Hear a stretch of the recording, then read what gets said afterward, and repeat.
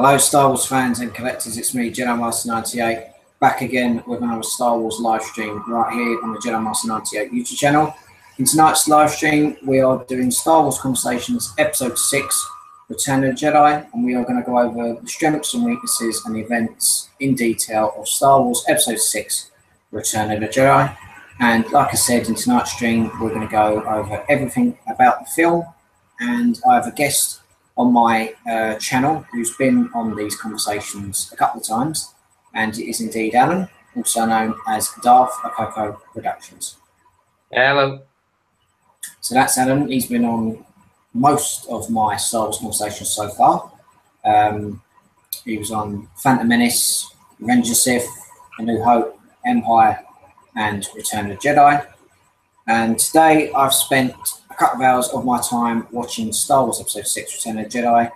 Really enjoyed that film, and obviously with this is the last ever original trilogy film made.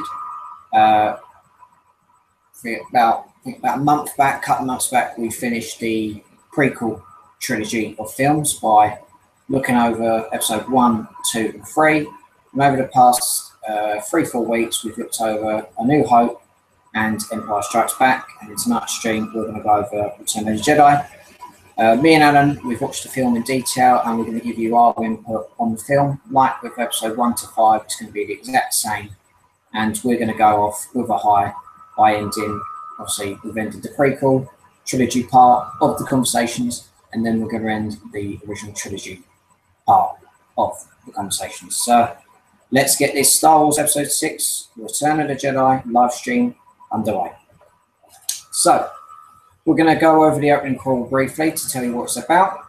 Obviously, as people have seen it loads and loads of times, Luke Skywalker has returned to his home planet Tatooine in an attempt to rescue his friend Han Solo from the clutches of the vile gangster Jabba the Hutt. Little does Luke know that the Galactic Empire has secretly begun constructing a new armoured space station even more powerful than the first dreaded Death Star. When completed, this ultimate weapon will spell certain doom for a small band of rebels struggling to restore freedom to the galaxy. And obviously, we know this so-called new weapon is the second Death Star.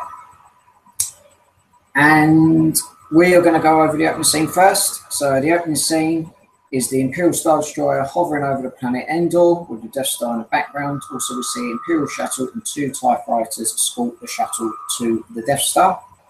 The Imperial Shuttle enters the hangar of the Death Star, and Lord Vader's shuttle has arrived. He is greeted by Moff Tian Gerald, commander of the Death Star 2. Darth Vader walks onto the scene. He is here to put them back on schedule. The Emperor is displeased with the effort, and he needs more men. But with this, Vader is obviously talking to the commanding officer, and he believes that it would be best to negotiate these decisions when the Emperor arrives. Obviously, you see the fear of the commanding officer's face. He's very shocked and surprised that the Emperor is going to be here, and obviously the Emperor is most displeased with the lack of progress with the Death Star. Also, he needs more men, and Vader mentions, "I hope so, Commander, for your sake. The Emperor is not as forgiving as I am." So we're getting to grips where Darth Vader is not as forgiving as the Emperor. He will let a couple of things go, but the Emperor is more powerful, and the Emperor just basically wants power for himself. And so, yeah, that's the opening scene of the film. We get a glimpse of the Empire, what's happening. They've been struggling a bit. Despite defeating the rebels in Episode 5, they're kind of on the balance. They defeat the rebels, but they are behind schedule. And Annie, what did you think of the opening scene of Star Wars Return of the Jedi, Episode 6, Return of the Jedi? I think it was a great scene to start the movie with. Having kind of an overall resume of what the thread is going to be for this movie. I have my sort of Darth Vader gloves on. Nice one. Anything else to add about see what's happened with the Empire? There's a slightly I noticed a slight change in what's his face, James Earl Jones' voice in Return of the Jedi compared to Empire Strikes Back. I feel that it's a bit lower pitched. Did you notice that? I did notice his voice was different parts of the movie. Obviously, when A New Hope was being made and eventually Empire Strikes Back and Return of the Jedi, technology was getting a little bit better most of the time, like year by year. The technology was getting better and better, and it's a little bit lowered pitch, but you still get that glimpse of fear and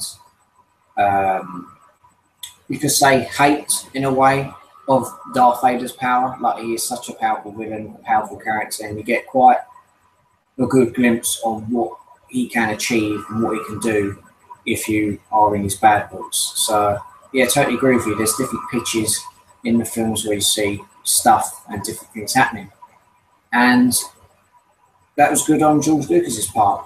So well done, George Lucas, and well done to every single person who contributed to either that scene and the films. I will tell you a fun fact about Return of the Jedi. Originally, this was called Revenge. Sorry, get my words out. It was originally called Revenge of the Jedi. And when Lucas came up with the idea, he realised where in episode 5, Yoda mentioned that Jedi don't use revenge as a power. The Sith use revenge as a power. So what he decided to do is he eventually decided to change it to Return of the Jedi. And obviously you see various posters from different parts of the films, such as the prequels and the original trilogy. And yeah, it was changed. Like the original poster, I believe, for Revenge of the Jedi was an image of Darth Vader in the background and an image still of Luke and Obi-Wan. Sorry, Luke, not Obi-Wan. Luke and Darth Vader dueling. So the lightsabers are like that. Both. I see why he made this change, but I think he could have still left it Revenge of the Jedi because it's more. It's kind of a. It's more like a. I don't know if poetic is the word I'm looking for, but like it's kind of it's like there's a little twist there, and like it would make you. It's a title that will make you wonder what does he mean by Revenge of the Jedi. Yeah, it's like plural in a way. Like, yeah. Take for instance The Last Jedi. People thinking, is Luke the last Jedi? Is he the last Jedi in the galaxy, or is this film going to be based on the last events of the Jedi? Like, will this film, obviously, will this film be based on the last ever time we will see the Jedi? So it's plural, so it's either the last Jedi Luke Skywalker is, or will this be the last time we will ever see the Jedi in a Star Wars film? So it's kind of got you on two fences. Either it's the last of the kind, the last of the Jedi itself, like the last ever one to still be alive, or is it the last time the Jedi overall? Is this going to be their final moment? Who knows? So, like I said, you're on the fence. You don't know if it's A or B. So it's kind of good what George Lucas has done in the way, also changing it as well. So, yeah, like I said, it's plural. Two-sided fences. Is it the last of them all, or the last in this particular film? Who knows? We'll have to wait and see. Yeah. Obviously, moving on.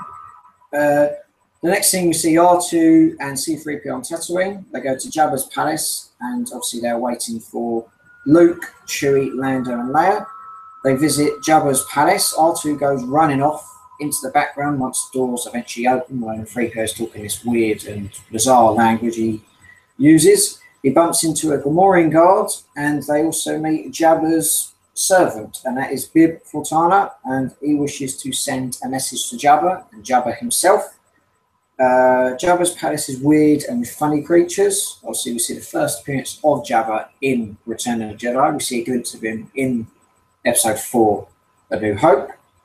And after that, like I mentioned, the first appearance of Jabba, we see a message from Luke Skywalker telling him about he wants to bargain for Captain Solo's life to release his friend, and he lets us know that C-3PO and R2-D2 are a gift to him.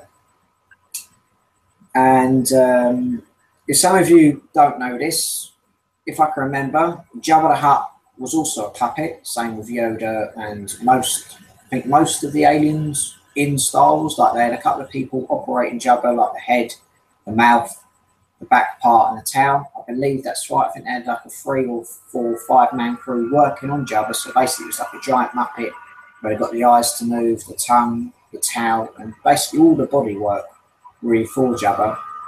And obviously, the technology back then in the early 80s was, I don't know, you could call it technology in a way, like like human technology, where it's been handmade and everything. And they caught that really well, I think. What do you think about that, Alan? What did you think about like the overall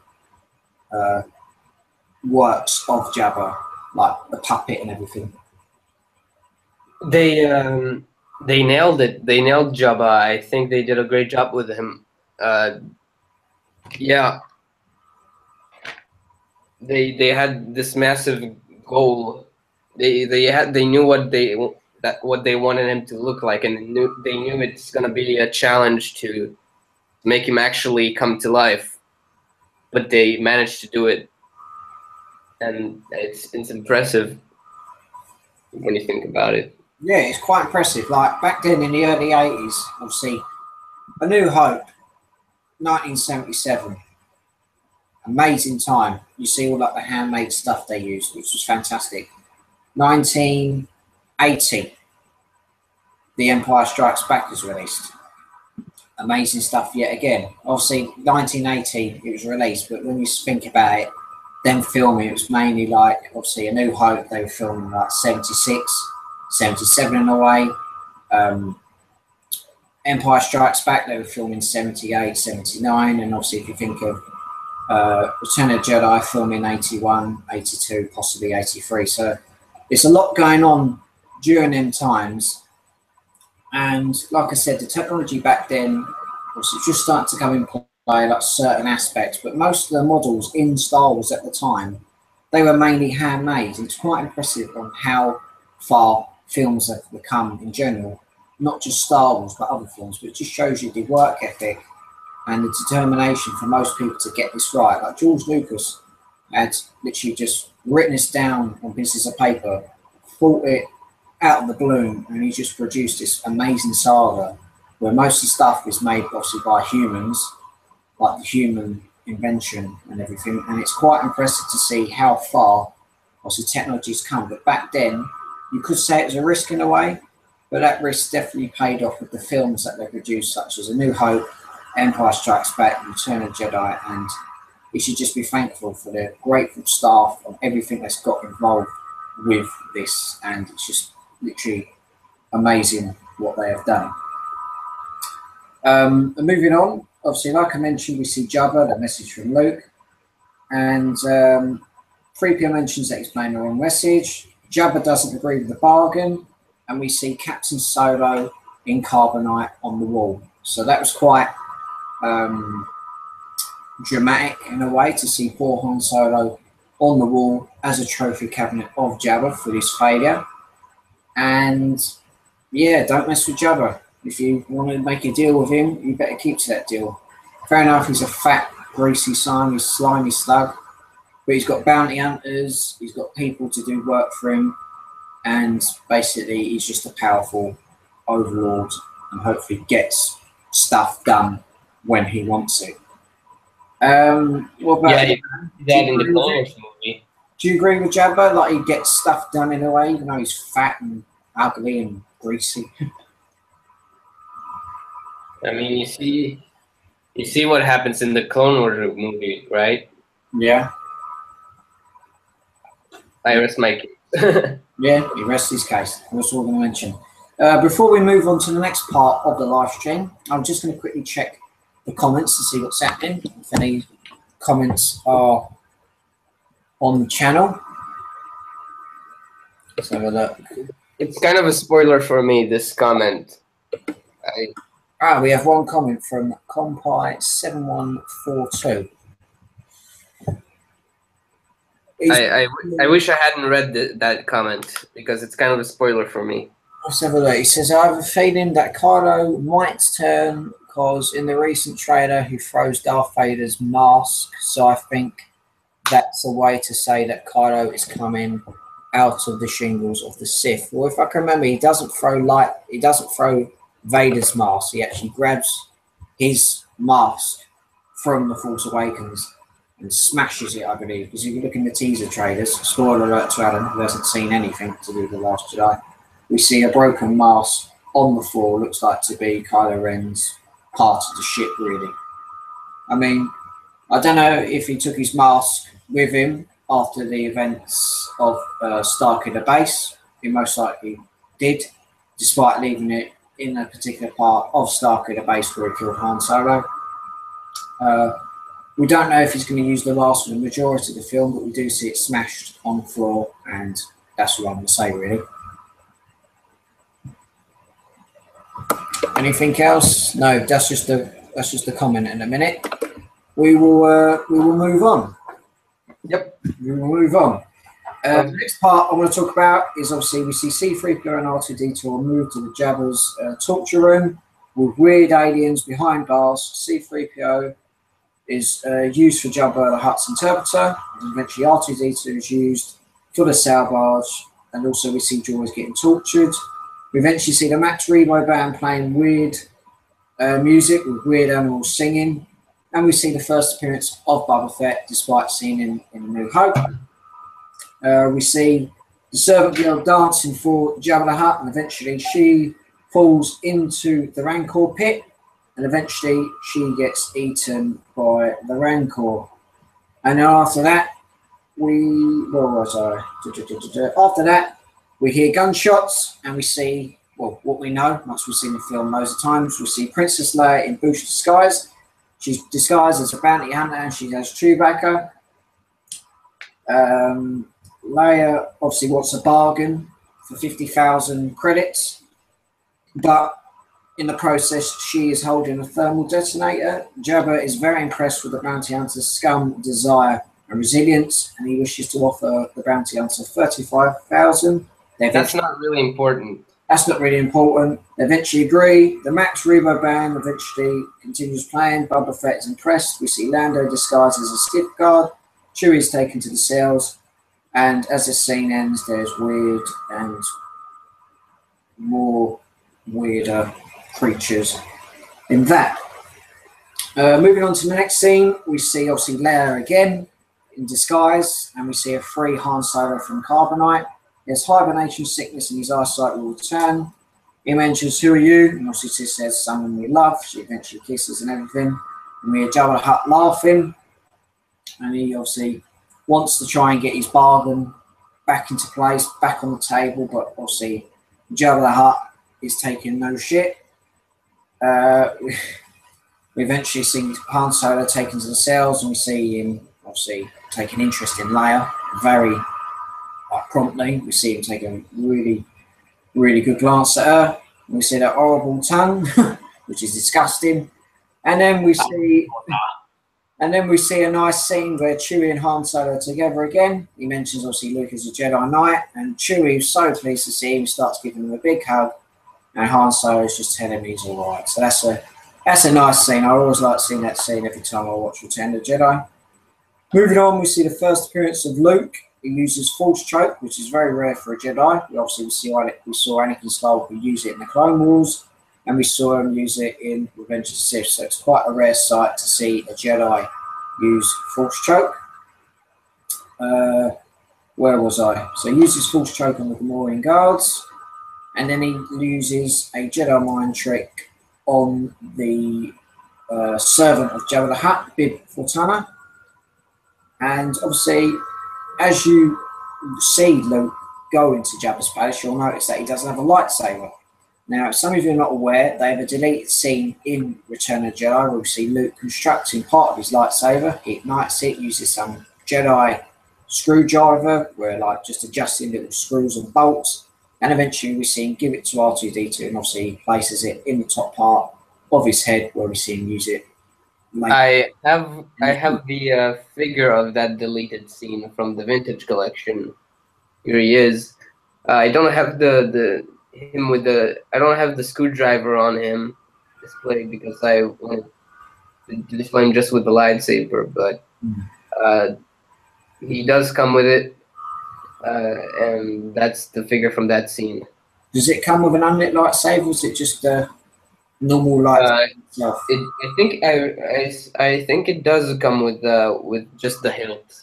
I don't remember, but I think it does.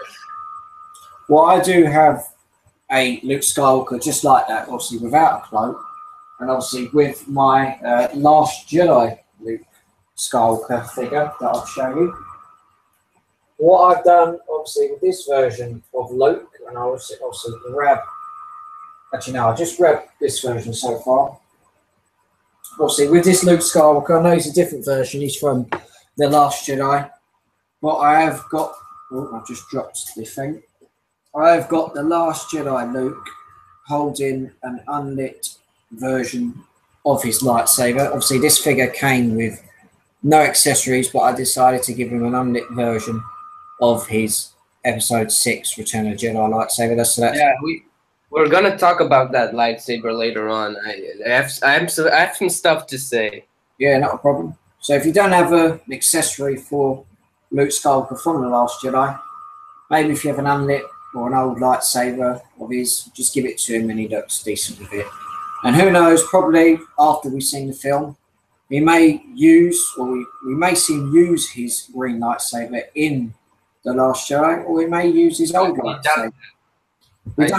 He could use his green lightsaber, or he could use the Skywalker family lightsaber, as I like to call it, which is the. I doubt that we're going to see him use his green lightsaber from Return of the Jedi. I'm going to tell you why later on. We're watching the film today. We see him throw it later on in the scene, but he does pick it up, so we know he hasn't lost it. Yeah, no, but we don't. That's the thing. We don't see him pick him up. We pick it up. We see him throw it. Then the next scene, out of the blue eye, we don't know how, but he has it on his belt. What? How? How? Well, when you see him confront Vader, he's probably like confronting him. Goes, "Oh, there's my lightsaber. Let's use the Force." And just, yeah, I got it. Yeah, just throw it on the belt. Who knows? Didn't he throw it all the way down the shaft or something like that? He just threw it over somewhere, and he's just a clank, and it just landed. It didn't go down the shaft or nothing. Okay. Does George Lucas need explaining, Alan? You know what? Yeah, you have some explaining to do, George Lucas. Damn it! You need to show these stuff on film because people assume stuff later on. Like people like me, they watch the film, they know there's cinema shit, and they assume stuff. And now you're making us look like idiots. You fucking cunt. I say you're fucking cunt, George Lucas. Not just kidding. No, we love George Lucas. Yeah, we still have explaining to do. Right, where was I? Obviously, we see him use a Jedi mind trick on Big Before Turner. Luke demands his friends back. Luke eventually uses the Force and grabs the gun. And obviously, he eventually grabs the gun. The shot is fired, and the Gamorrean guard and him going to the Rancor pit. Obviously, we eventually see the Rancor eat the poor Gamorrean guard who's screaming like a little baby. We also see Luke get picked up by the Rancor, and he uses a giant bone to place it in the the Rancor's mouth, and obviously it's stuck like that in the Rancor's mouth, and eventually he bites it, and obviously the bone breaks. And then we see eventually Luke hides between rocks, and he uses them to injure the Rancor. After that, he goes into the cage, and obviously he can't escape. He manages to pick up a large rock, and obviously where the little button is of the cage where the Rancor is, he decides to throw it. It eventually hits the little button to access obviously the shutter, and eventually that comes crashing down into the Rancor's back of the neck, obviously back of the head, and eventually we see the Rancor literally get flattened and eventually die from its injuries. Like Luke just times the throw right, the rock hits the button, and the cage comes down and kills the Rancor instantly. Another thing that made me laugh about it, we see this fat white guy and this weird alien crying over a fucking weird fucking creature called the Rancor. Just some fat shit man, some weird aliens. So I have something to add to. That's about it. Just some fatty and some weirdo. Yeah, go on, Alan. I have something to add about about a couple scenes before that when we see the band dancing and singing all that. Oh yeah. You know the CGI aliens. Yeah. What the fuck was that? Yeah, we see aliens singing, dancing. It was terrible CGI. Not to mention that one alien who screams at the screen. We don't ever see his kind ever again in any movie. And why'd you fucking make him? Does he need explaining? Definitely, fuck yeah. Fair enough. Fair enough. That alien was a fucking. Some of them are weird. Who's a fucking cunt? And then Boba Fett takes an interest to one of them by touching their cheeks. So, not to mention one more thing. Remember in that the scene where Leia turns Chewbacca over to Jabba, like tries to tell him. Boba Fett has got his little thingy on the wrong side. You have some explaining to do, George Lucas. What the fuck was that? It needs some explaining. Got some explaining to do. Let's move on. Eventually we see Han, Luke, and Chewie together again. Jabba obviously wants them to be terminated, and he wants them to be taken to the Dune Sea and the pit of Parku. It's a nesting place for the powerful Sarlacc, and obviously in his belly you'll be digested for 1,000 years. Luke mentions that Jabba should have bargained, and obviously it's the biggest mistake he makes. We see R2-D2 serving drinks, Leia watching them, Han, Chewie, and Luke on the transport. C-3PO bumps into R2, and we see the Sarlacc pit. It's ugly and weird. We see this weird, screaming alien creature with big arms and tentacles. And we obviously hear C-3PO speaking. He obviously mentioned about their final words, and we hear Han mention, "3PO, you tell that slimy piece of worm-ridden filth, you'll get no such pleasure from us." And he's like, "Right," and Chewie's like, I agree with you, Han. Like Han is so pissed off with him, like he's fucked off with him. "You tell that slimy piece, worm-ridden filth, you'll get no such pleasure from us, right?" So yeah, obviously Han Solo's making his point. Where was I? We obviously see Luke mention about it's your last chance, free us or die, and eventually those words came true. Luke did warn him. And also we see Luke potentially jump on the little diving board, if you want to call it. He does a flip. The lightsaber is released from R2-D2. He had great music. He grabs the lightsaber. Yeah, but you forget that before that, there's this intense silence with the background music. Done. And if you've seen the Family Guy version, it's a track. It does go on forever. Yeah. We've seen the Family Guy version. Yeah, I've seen it. Well, we're waiting. And obviously they're all doing that. Like, everyone's doing it, even Jabba. Yeah. And he's got the guy with the trumpet, the baseball thrower. He's like, "Well, we're waiting." Anyway, that's Family Guy. Go watch them. Go watch all the Family Guy DVDs. They're fantastic. So, we see shit going down. And I want to hear Alan. I want to hear your point. What did you think of that scene where obviously shit happens and stuff? See, you could have started you could have started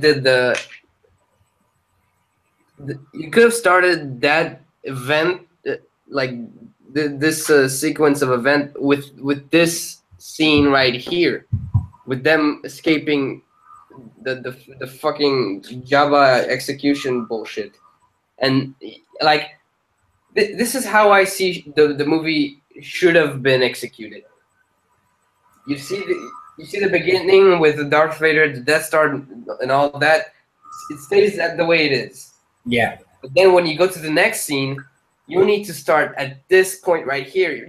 Forget all the bull crap that was in Jabba's palace, because that's a waste of time. That's George Lucas saying, "Oh shit, my movie is too short. I want more scene. One more scene there. Yeah, I want Luke having this plan that he wants to send one person at a time, try to free Han Solo. It's a bullshit of a plan, but I want it anyway because it will buy us time, and it will make it to a 2.5 hour movie, or however long the movie is.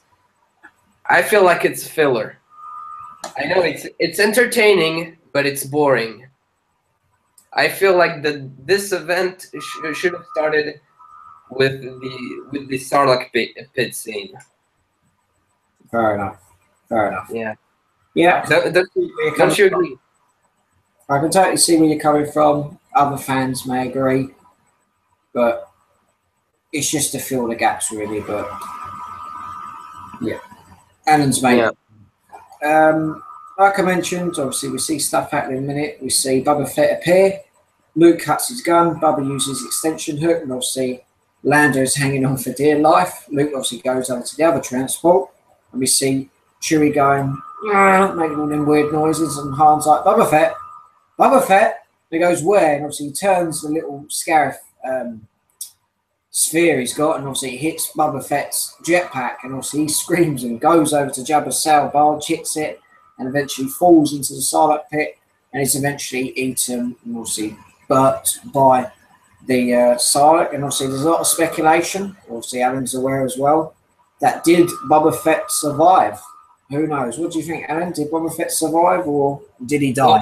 Well, first of all, I think this is the #1 most shitty death in all of Star Wars.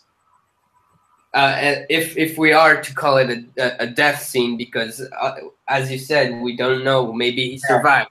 We've seen art online of him in it trying to escape, but who knows? Go on. Yeah. There is a deleted post-credit scene or whatever that was. We see Boba Fett get out of the Sarlacc pit, which I would like it to be real. But if we are to be realistic, really, his jetpack was damaged. How could he escape the freaking pit? Jabba said himself it takes 1,000 years to be digested inside that thing, so it's probably pretty deep, right? Well, yeah. How did he get there? Did he have like a little Luke Skywalker and start adjusting the jetpack? Well, I don't know, but yeah, I'll adjust my jetpack while I'm falling into the pit. Yeah, I can do that. It's not, and I know I appear to be the asshole who is looking purposely to find errors in those movies. But you know what? I need to be that asshole. I feel the need to be that asshole as a cinephile and as a fan, because I mean I love these movies, but I want to go past that. I want to still love those movies, and finding those errors make me appreciate them a little more. And also at the same time, it's a good comedy. Yeah, good comedy. Yeah. Okay, yeah. Great point, mate. Great point. Really appreciate that. By the way, we have a couple of new comments. Hey, let's before we move on. There's a comment from Sci-Fi Superhero Nerd 231. Bridge Guard. He says it's my favorite original trilogy movie. Great to know. Great to know. And then Jedi Knight 11 says, "Good evening, guys. Good evening to you too." Right, is the usual one on the live streams. Yep, we're going to move on. We'll check the comments. Keep them comments coming, guys. We're going to move on to Leia causing damage. Obviously, she starts strangling Jabba the Hutt. Also, we see Luke killing more bad guys, and eventually we see Leia kill Jabba the Hutt. Now, I want to get to the point. What do you think, Alan? That was badass. Badass scene to see Leia? I thought it was brilliant the way she managed to strangle that fat. Brilliant. Right person to kill him? I think so. I think so too. Yeah. It's very feminist. Respect women. Yeah, she doesn't fuck about. Like literally, she gets the chain and she strangles into shit. Exactly. Yeah. Take that, you fat, greasy, fat fucking bastard of a slug. Be careful though. Anyway, I'm gonna move on. People might think you don't like fat people, Jack. No, I ain't got nothing with fat people. I've got nothing against them. It's just a fat, greasy slug. Yeah. Nice and does nothing. All he cares about is revenge, money, and bounty hunters. We're going to move on. We see Paul Lando in part of the Sarlacc pit. He's hanging on. And we also see Han fall a bit, but Chewie grabs him.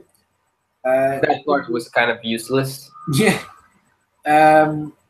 Obviously, Jabba's sail barge, we see the enemies. Lando gets grabbed by the animal itself, and obviously, I do like the scene where he's like, Chewie, give me the gun. And he's like, he fires. He's like, oh, wait, I thought you were blind. It's all right. Just aim a little higher. Just a little higher. And like, Billy D. Williams is like, Lando, he's so shook. Oh, a little higher. Just a little higher. Oh, wait, I thought you was blind. Because in the Family Guy one, you see, obviously, Peter play Han. He shoots Monk loads of times. And he's like, oh, and eventually shoots him. So poor old Lando mortals up so many bullets. Isn't Lando in the Family Guy version? Isn't he the Jewish guy? Yeah, Mort Goldman, the Jewish man. Yeah, a ginger man or a ginger Jewish man playing a black man. Yeah, the gingish. Oh, funny. Where was I? God, where was I? There's another comment from Jedi Knight 11. He says, totally agree that Boba Fett's death was stupid. Almost came across as a cheap way to let him die. However, with the Boba Fett movie in the talks, will this be about him climbing out? Maybe. Yeah, I thought it was a bit tacky. Like, for such a good character that Star Wars fans today love. I mean, the Fetts are one of the greats. Like, I mean, I'm a massive fan of Django. My dad absolutely loves the Fetts. Like, he really enjoys Django Fett in Attack of the Clones. And yeah, me and him were a massive fan of the Fetts. We've got obviously big Django up there. Yeah, but when you think about it, we've got Boba Fett there. So what's that? When you think about it, people are just fans of Boba Fett because one, his look, and two, because he's good at pointing guns. Yeah, and if you look at Boba Fett's look, it's a mixture of different parts of the uniform. Obviously, it's basically Mandalorian, based on his father, but he's got different parts of his uniform grabbed from different parts of the galaxy, so that's decent. Yeah, but my point is, he is an underdeveloped character who does literally nothing. Yeah. He says a couple of lines in the entirety of the trilogy, and that's it. He doesn't even do anything. Yeah, I mean, we see a scene of him in The New Hope. Just look menacing, and that's it. Yeah, we see a scene of him in The New Hope. We see him, obviously, Vader mentions no disintegration. He says, as you wish. Put Captain Solo in a cargo hold. I mean, we only hear a couple of lines, and that's it. And then we see briefly him in Return of the Jedi. It's like when I mentioned in the New Hope live stream, Darth Vader only had 12 minutes of screen time and became one of the most iconic sci-fi villains and the most iconic Star Wars villain in the history of cinema. For God's sake, He actually has an impact on the movie. He has an impact on the story. He is the daddy, as he mentions in. He's the main antagonist. Yeah, he's the antagonist. He is the evil that everybody wants to see in the films. With poor old Boba Fett, as you mentioned, he's just an undeveloped character who had basic little dialogue and eventually gets a cheap death. And you know, it reminds me a lot of these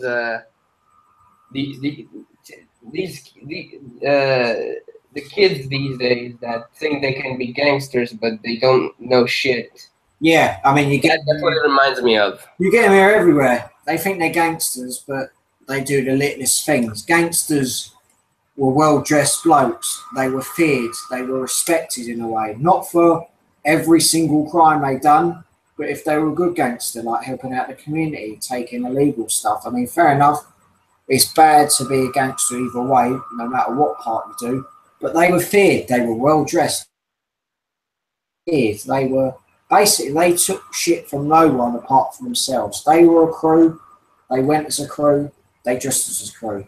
All these youngsters thinking they want to be gangsters rolling the streets are not. All they are pathetic little saddos who don't basically have a life and they will achieve nothing in life. Exactly, yeah. It's just the only thing that they have that remotely reminds people of gangsters is their look. And who they hang out with, like a group. Like you see them talking weird shit. Like I mean, you hear them talking proper English, different languages around the world, but when usually you face them, they shit themselves. Like when you actually confront them, they give it all laughs saying, "Oh, I'm going to do this and do that." But when you actually confront them, they shit themselves. So basically, all they are bottle jobs. Yeah, like I remember I had like a couple of let's call them incidents with guys like this. I remember once it was like 4 years ago. I was walking home from school, and for like half of my way home, everybody's walking in the same like direction. The same way. Yeah, the same direction. There you go. And there were like two pieces of shit that walked to me and they said, "Hey, yo, give us $20 so we take your bag, we take your shoes, we take your pants, we take everything." And I was like, "What are you waiting for?" And they didn't do anything. They just said, "What is that accent?" They just walked away. What are you fucking retard? Were there any other incidents after? Yeah. There was another one. There's I was once at school and there's this and there was this one. There's this one corner where all the cool kids, all the gangsters sit at, and I was sitting there with my friends, just chilling, and then this one guy and his gang it came to sit there, and they were like they're like yeah move on, this is our place, and I didn't move. I didn't move at all. Yeah. But the guy insisted.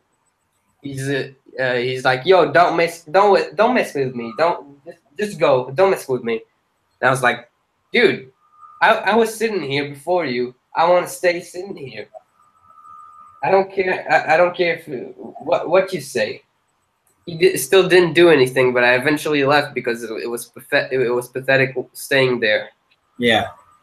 Yeah. But here's the conclusion in these couple stories is that you shouldn't fear. That's the word I was looking for. Bullies, like they discount bullies. That's what we're gonna call them. You don't need to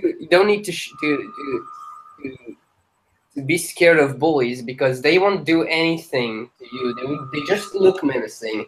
They don't do shit because they can't do shit. Of course they can't. They're shitting their pants while they're talking to you. Yeah, fair enough. Fair enough. They're dummies. Of course they're dummies. I mean, I know.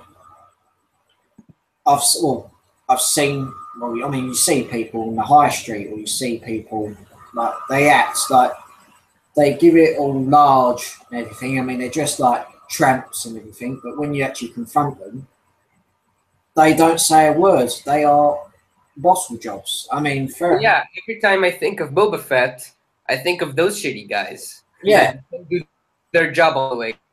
Just pointing their guns, but not firing. Yeah, they won't do shit. No matter how much things they say to you, they will not do shit. It's like when you see stuff or arguments online and everything. Would they actually say it to your face? Most of the time, they wouldn't. I mean, to be honest, you see it at your time at high school, but most of them are fine.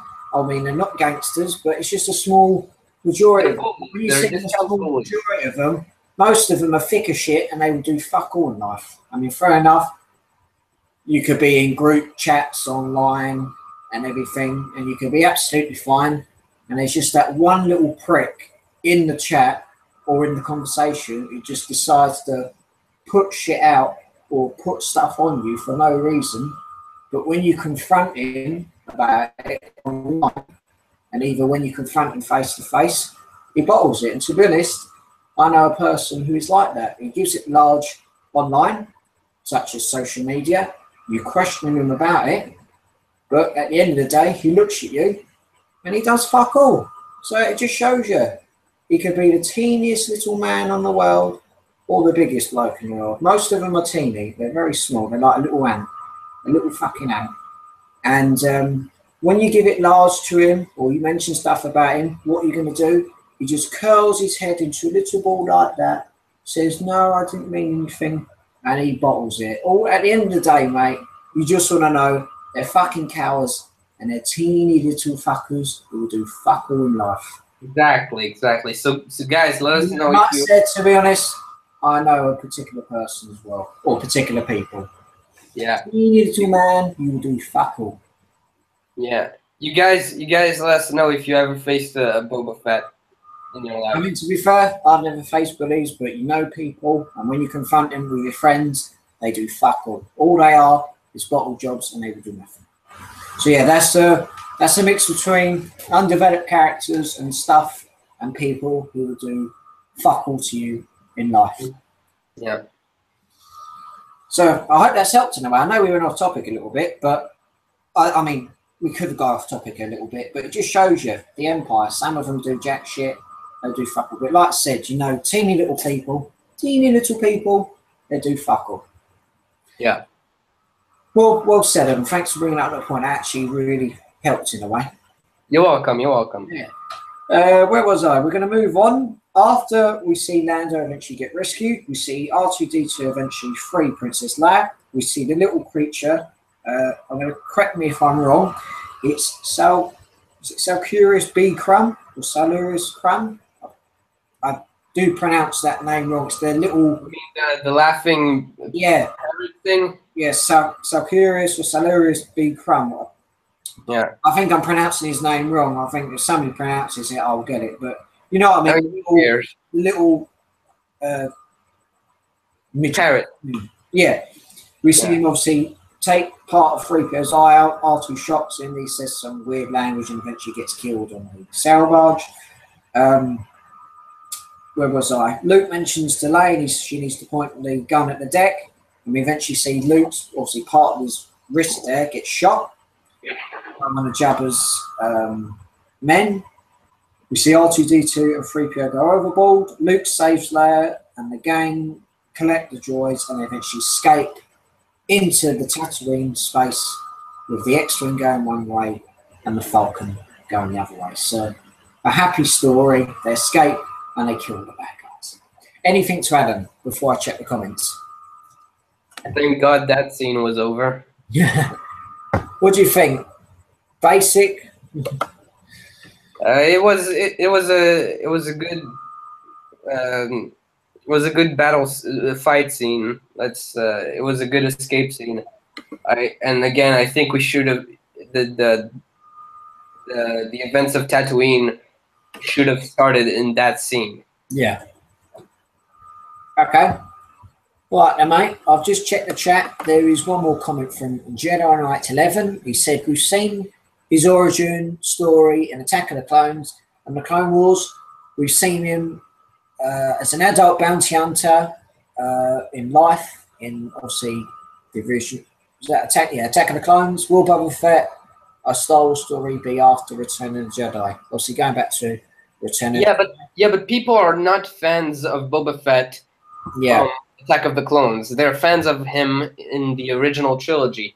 Yeah, I mean, that's why you see a young Daniel Logan just playing. Fair enough, he's got decent credit for playing him, and obviously he's advertising stuff on Instagram and Twitter and other social media. But most fans are happy with him in the original trilogy, played by Jeremy Bulloch, who I've assigned a bit of merchandise back there that I will show in a minute. Yeah. Compy says Supreme Leader Snoke is from the old Republic. He was in a Republic jail for 1,000 years. Spoilers. Wow, thank you. Thank you for putting the spoilers tag in the end of the comment and not in the beginning. That's very, very helpful. Listen, it's probably bullshit, so just ignore it. Maybe. That's what I do. Talking of Boba Fett, I've mentioned this in, God, when was it? It was Empire Strikes Back live stream that we did a couple of weeks ago. We'll see. That's a science picture from Boba Fett to Jack B. Cole from Jeremy Bulloch Boba Fett. If you want to see this in more detail, please check out the review. I mentioned it in the Commander Form figure review, but I do review this in more detail in the signed Boba Fett review. So there's a picture there. So yeah, Boba Fett. Any other comments, Aaron, or should we move on? Let's see. Nope, no more comments. We can move on. No comments? Why don't we move on? After we see them escape from Tatooine, obviously we hear that the Rebel Alliance is formed and assembled. Han is pleased with Luke, and Luke and R2-D2 go to the Dagobah system. After that, we hear the Imperial March. We see the first appearance of the Emperor. We see the Imperial Guards, Vader moving to the Emperor. And obviously we hear him discuss about the Death Star. That will be on schedule. And we see the discussion of Skywalker. He has become strong with the Force. Before we move on, anything to add, Alan, about that scene, them discussing about the powers of Luke Skywalker? Yeah, I like the beginning of that scene when they arrive with the shuttle, and I really love the Imperial March theme. It's one of my favorite themes of all time, and every time I hear it, it gives me chills, and I fucking love that theme. Yeah, I like it as well. The Imperial Guards, we're seeing what they're going to do with Skywalker. We see a glimpse of him in Empire Strikes Back, and also they're discussing through a Jedi, not through a Jedi hologram, through a transmission. And basically, the Emperor is greedy for power. Like, he wants what people can't get, really. Like, he wants them before they fulfill their potential power. Like, he's so greedy for power, he wants everything in the palm of his hand. But is it going to happen? Obviously, he managed to get Darth Vader to the dark side, but obviously due to his injuries in Revenge of the Sith after the duel between Obi-Wan, that limited his roles as a bit. But if you read the Star Wars comics and obviously go back on your Star Wars knowledge of Darth Vader, despite him being in his outfit and despite him having struggles at the time, he was so powerful. Like, he took on 8 Jedi in one comment, and he managed to kill most of them despite losing his right wrist. Like, he lost his right wrist, he managed to pick it up using the Force with his left hand and eventually kill Jedi and loads of Jedi. So, what are we talking about again? The Darth Vader comics, just basically showing despite Vader being crippled in the injuries he received on Mustafar and Revenge of the Sith, He's still powerful. He was one of the most feared Sith Lords in the galaxy, despite being a big black armor. He was feared. I mean, for Christ's sake, even though he's a Star Wars character, I would be shitting myself even if he fucking used the Force and came in my room. Hey, Darth, yeah, sit with me and fucking join the Return of the Jedi last year. Let's get this shit on. But even though he's only fake and it's make-believe, even if he came walk into the room, I would shit myself because he is a feared villain, even though it's all fake and make-believe. And that's what we love about this franchise and what we love about films. And even if he had, obviously he does, James Earl Jones's voice, I'll even shit myself even more. Like, he's such a great villain, and I fucking love Darth Vader. Brilliant. Yeah. And by the way, with Alan, sorry to interrupt you, but with your channel, Darth Akoko, just take the Akoko productions part. Darth. Yeah. I'll let Alan explain that quickly. Darth. Yeah, I mean, I called myself Darth Akoko. I put the Darth there because of Darth Vader. He's my favorite Star Wars character, and I just wanted to pay a homage to that character by naming my channel name after him. Yeah. Obviously there's no Vader in the name. It's just Darth. But I mean, we see Darth with half the logo and obviously the channel art. Just there. Yeah. Half of my profile picture is Darth Vader, and and because I find the Sith a lot more interesting than the Jedi. I mean, I just like them more. Of all I've seen the Sith appear in, their scenes were a bit more interesting than any of the Jedi scenes, and like that, you obviously like Jedi better than Sith, and I love Sith more than Jedi. So yeah. I mean, don't get me wrong, mate. I love the Sith, but obviously the channel suggests Jedi Master. I'm a massive fan. Exactly. Even though it's only fake, I am a Jedi Master, and you are a Darth. You are a Sith. Sith Jedi. Good chemistry. Yeah. By the way, speaking of the scene where the Emperor arrives at the Death Star, I actually have this little chart figure. I got this at Star Wars Celebration Europe 2013 in Germany, and my father was with me, so he got one too. So I have this one and then another one over there. So it comes with this little vintage collection style card packaging, and it's basically. I'm gonna open it real quick and show you guys. This one is what's his face? He's just called Imperial Dignitary. Okay, I have no idea what that means, but here you go. This is the little thing right here. This is Star Tot. I don't know why they call him that, but that's it right here. And in the back it says Star Wars Star Tots Imperial Dignitary, sponsored by Henrik Wolf Rasmussen. That's probably in German, and it says Star Wars Celebration Europe 2013. That's it right here. Yeah, that's the little figure, and it's like a coin shaped like a figure. Yeah, that is pretty cool. Yeah, so obviously it doesn't have any articulation or anything. It's just a little piece of art. Yeah, I've just got the comments. We've got a comment from Jedi Knight 11 again. He says, "Why does the Emperor Sidious have a lightsaber in Revenge of the Sith, but not in Return of the Jedi?" And he's written, "George Lucas, explain." Why is that? That is a good question, Jedi Knight 11. Should we discuss that, Alan? Why does Sidious have a lightsaber in Revenge of the Sith, but why doesn't he have it in Return of the Jedi? Because Return of the Jedi was made before Revenge of the Sith, and that in that time when they made that movie, they didn't think. They just thought to themselves, yeah, the Emperor is menacing enough the way he is. I mean, it would have been cool if he had a lightsaber, but let's face it, he's old, and the lightning is a new thing that we want to introduce. We have seen lightsabers before.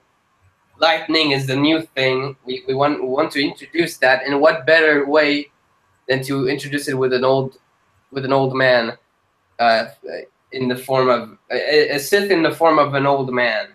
Yeah. Damn, he was ugly. Well explained. Going back to your point, did you think the screen time was good to see of him, or would you like to see maybe a little bit more? I mean, we saw a little bit of him in Empire Strikes Back talking about the offspring of Anakin Skywalker. Did you think what we got with him in Return of the Jedi was good enough? But I think it was good enough. I think it was good enough because the main antagonist in the original trilogy is Darth Vader, and it should be kept that way. And obviously the main hero is Luke Skywalker and his friends, but obviously mainly. Yeah, and even though Palpatine is the evil figure, he is the mastermind behind all of this, and he is more powerful than Vader. He is still like in the context of the story, he's still like a side character. He's the boss.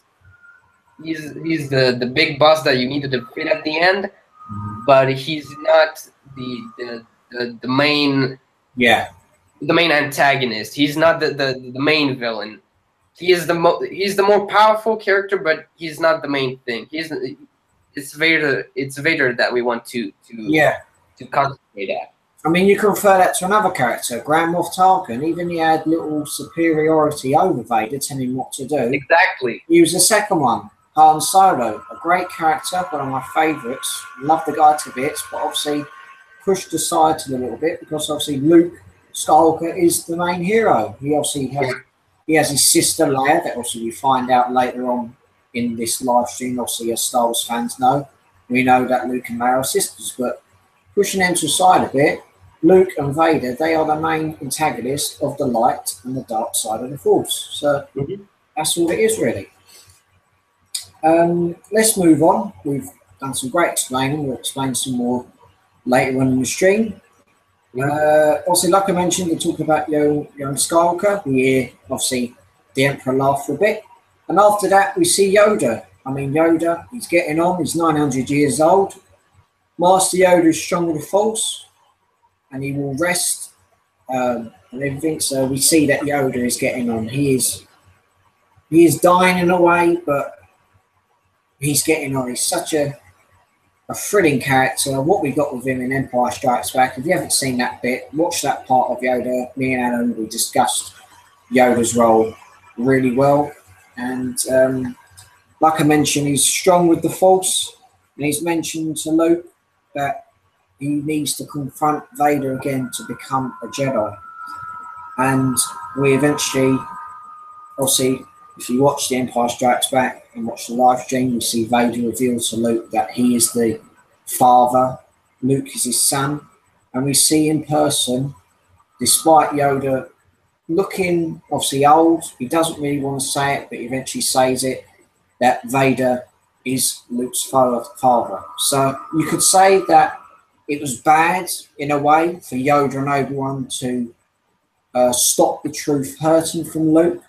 But you could tell eventually Luke was going to find out, despite obviously Vader revealing information in Empire Strikes Back. But you could tell in a way, I don't know, do you think, I mean, I'm going to ask you this question now. Do you think Obi-Wan and Yoda would have revealed the information to Luke, even if Vader didn't reveal that he was his father? I don't think so, because they wanted to be read they wanted to be rid of Vader, and Luke was their only hope Yep. Also, of Yoda destroying mentions there is him. another. And he knew that if he knew that Vader was his father, then he would have second thoughts. He would hesitate. He wouldn't destroy Vader. So that's why they didn't tell him. He could have gone down a different path as well. Yeah, exactly. So that's why they didn't tell him, because they feared that it would either not kill him and just go like stay in the light side but not be a Jedi anymore, or they feared that he would go down the dark side, like if he knew that Vader was his father.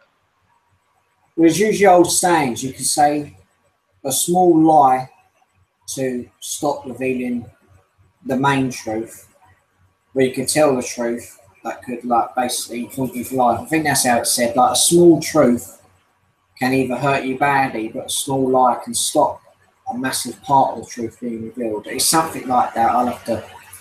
Yeah. But you know what I mean? Like if you tell a small lie, it can stop revealing the whole truth that could really hurt you badly. So you could say, obviously, in a way, yes or no, it was good, but even with Obi-Wan and Yoda mentioning to Luke that obviously Vader is his father, obviously he mentioned it from a certain point of view. But despite with that, going back to the scene where we obviously see Yoda die, and obviously he dies mentioning about Vader being Anakin Skywalker, Luke's father, and we see the scene with Obi-Wan and Luke on Dagobah on the log. I think revealing that information, Yoda and Obi-Wan, that kind of drove Luke on even more. Like, obviously, he knew who his sister was. Leia was his sister. I think it drove him on even more to find more truth about his father, reveal the whereabouts of the Emperor, and hopefully bring his father to the light side of the Force. And that's why he asked. That's why later on he asks Leia about if she remembers her mother. Yeah, like I think with that, he's driving him on. Yeah. As you mentioned about the mother, because obviously he doesn't really remember, but with Leia, she's got fond memories. So yeah, that's great. I really, going back to that scene, I mean, Anna mentioned about Sir Alec Guinness not being happy, but seeing him briefly in Return of the Jedi, I thought that was fantastic what we saw of him. I mean, fair enough, it was only a small amount of dialogue, but what we got of him in Return of the Jedi, I think it's got to be one of my favourite scenes from Return of the Jedi. We see him reveal, obviously, that Leia's sister. He mentions that Vader's his father from a certain point of view, and despite seeing limited access, it was great to see what we got with him. And Alan, do you agree with me in a way? Do you think that was a good scene, what they done, including Obi-Wan? I mean, we got Yoda, but I think Obi-Wan really drove Luke on even more, despite them two revealing the information. Yeah, I mean, everyone was freaking out when in Empire Strikes Back when Vader told Luke that he was his father. So it was a good explainer. It was a good way to explain that whole controversy. Yeah. And also, I mean, the dialogue was good. I liked the way Luke reacted when he said, "So your father is dead from a certain point of view." Because it is fucked up. The way he reacted is saying, "Dude, that shit is fucked up." Yeah. What the fuck are you talking about? Point of views. He's my father. He didn't tell me. And I've got a quote here. He mentions he's more machine now than human, twisted and evil. But you said, Luke's reaction is like that. A certain point of view, like really, Ben, like really, Kenobi, you're actually telling me from a certain point of view. Like you literally. I mean, he doesn't know, but he literally fucked Vader up. So, from a certain point of view, you can see Luke is angry but confused at the same time. Like, from a certain point, you told me another thing. Fair enough, a small lie can stop the whole truth from being told, but he's shocked and angry. Like a certain point of view. Are you for real, Obi-Wan? Like you can tell, like obviously by my face now, I'm not a great actor, but like a certain point of view, really, Vader? Sorry, really, Obi-Wan? You're telling me this shit now? You could have told me when we was back on Tatooine, when my poor fucking aunt and uncle got fried like a fucking barbecue? Really, Obi-Wan? Fuck you, man. Fuck your training. I'm joking. I love Obi-Wan. That's just some extra stuff. But yeah, you can see the point me and Adam are trying to make. Like from a certain point of view, Luke is angry, but you can tell a little bit shocked and confused at the same time. Yeah, I'm going to the bathroom real quick. Yeah, go to the bathroom, mate. Go to the bathroom. I'm going to check the comments. So while Adam is off to the toilet, I'm just going to check if there's any more comments. There is another comment from Jedi Knight 11. He says, did you guys enjoy the Death Star trench run in A New Hope or the Death Star 2 attack in Return of the Jedi? Now, that is a great question from you, Jedi Knight 11. I will obviously ask Alan that when he eventually comes back from the bathroom. And I'll just quickly check a couple of things on here before we move on as well.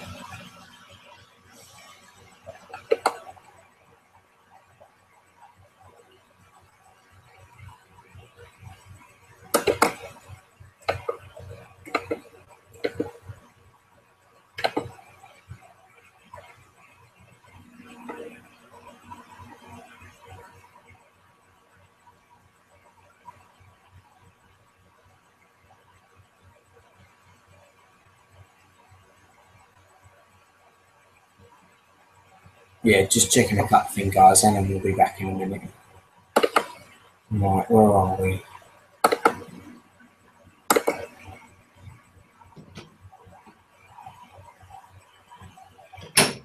I'm back. You're right, Adam. Jedi Knight 11's made an excellent question. We'll go on to this later on in the live stream. But he's mentioned, did you guys enjoy the Death Star trench run in A New Hope or the Death Star 2 attack in Return of the Jedi? I didn't enjoy either, really. I mean, it was fun the first time. The second time was a bit more full of action, but I don't know. I mean, they weren't the most interesting parts in the movie. Fair enough.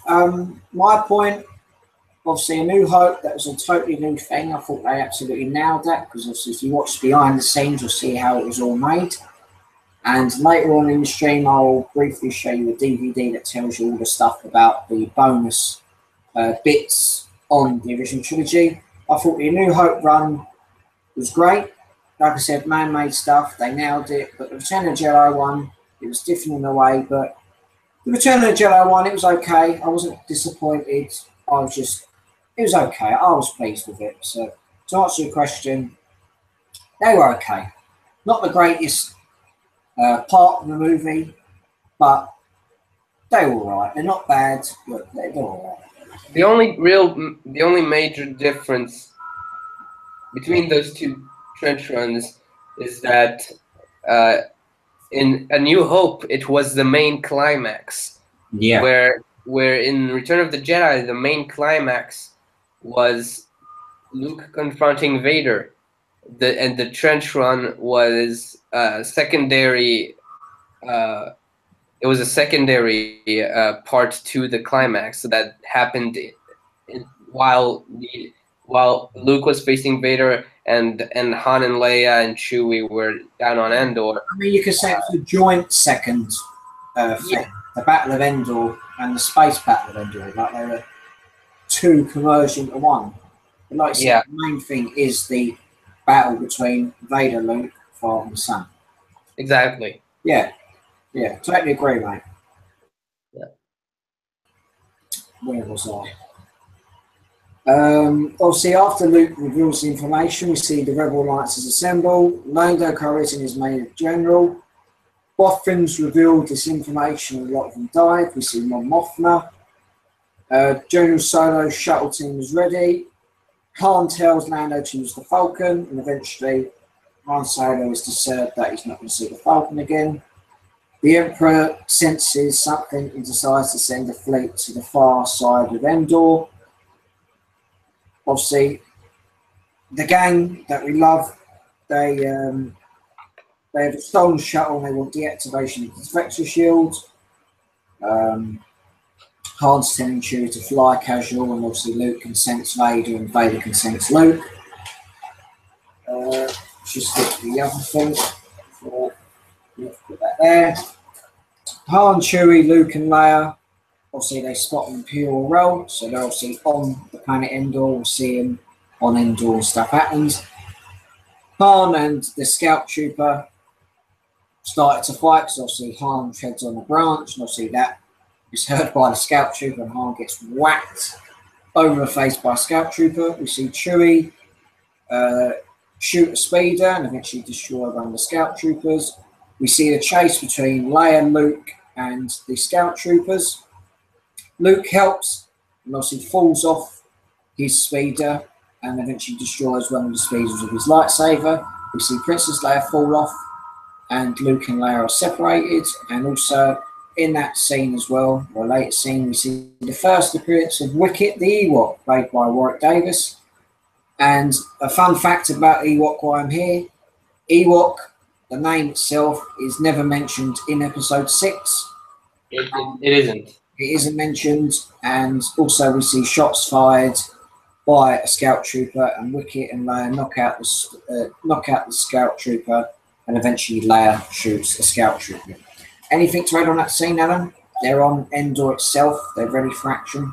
Yeah. So, like, if in the movies we never hear the name Ewoks, how was it established that their species is called Ewoks? Same, like it's actually no, it's not the same thing with the Wookiees, because that's established, but the Ewoks, how was that established?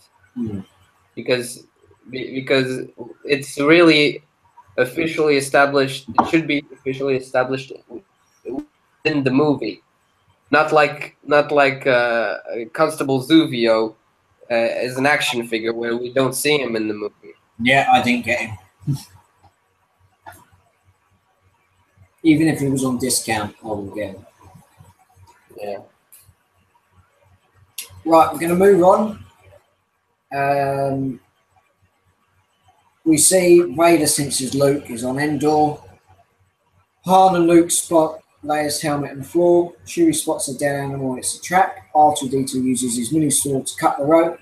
We see more Ewoks, and they think C-3PO is some sort of god guy. They start praying. Han Solo's face says it all, and obviously they give over their weapons. They start praying to 3PO, and obviously if you watch the trap, it's a trap Family Guy episode. They're all going, gold guy, gold guy, gold guy. They're all praying and everything. We see Han is pissed with C-3PO even more. We see the Ewoks take our heroes and eventually want to cook them for supper. We see Leia appear and she's asking them to free him. Luke tells 3PO to use his magic, and eventually he lifts 3PO up in the air and he does a little spin, and eventually they are released. R2-D2 decides to electrocute a little Ewok, and 3PO tells a story about everyone. And as Anna mentioned earlier on about obviously Leia's mother, we see Luke and Leia talk about their mother. Luke eventually confronts Leia and tells her that Vader is his father. Leia is always known somehow that obviously they are brother and sister. And Luke believes he can turn his father to the light side of the Force. And I'm going to get Alan's opinion. What did you think about that, Alan? The scene between Leia and Luke confronting that they are brother and sister? It was it was a good revelation. You know, he went straight away to the point. I think. Uh, yeah, not much to say really. Yeah, I mean, when I was watching it for the first time, obviously was shocked in a way. Luke and Leia are brother and sister. Wow, I didn't expect that. So that was really nice from a certain point of view. And yeah, like I said, the dialogue was fine. They got straight to the point, and they delivered that with Galaxy really well. Really impressed with that. What was I? Going to move on to another scene, and eventually I'll check the comments. We see the Imperial shuttle land on Endor. We see an enemy AT-AT. Luke goes to Vader, tells him about his old name, Anakin Skywalker. Vader mentions that name doesn't have any meaning to him. Vader is impressed with Luke's new lightsaber he's constructed. Luke's skills are complete. Vader must obey his master. We see the formation of the Rebel Alliance in space. Lando leads the attacks, and we see an Ewok steal a scout trooper's bike speeder, and the Rebels eventually secure the shield generator for now, before more Imperials are on the way. Luke, Vader, and the Emperor are together. Luke feels he can't return to the dark side of the Force, but the Emperor reveals information to Luke that he shared with him. He was responsible for spreading the information to the Rebel Alliance, and obviously after that we see our heroes get captured. Anything to add on that scene, Alan? The appearance of the Emperor, Luke, and Vader together. Yeah. And also the scene with Vader and Luke versus I like the little dynamic they had, the chemistry. Yeah. Between the characters, like you see Vader is sort of like you actually, I think that's the first.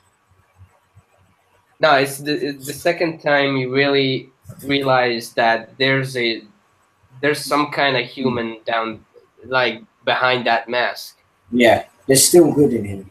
Yeah, even though he says that's too late for me, I'm in the dark side. I'm staying there. You need to join me. Like you can hear it in his voice that like he's trying to connect with his son. Yeah, totally agree. Regardless of the fact that he's trying to turn him to the dark side, he's trying to connect with him. You're trying to connect with him in the best way possible. But totally agree with you. With that scene, you can see more human with him, and you can get to grips of how far Vader has become. Fair enough, Return of the Jedi, it's the last film of the original trilogy, but if you go back and watch, obviously, the prequels, the Clone Wars, Rogue One, Star Wars Rebels, episode 4, 5, and 6, you can see how violent Vader is.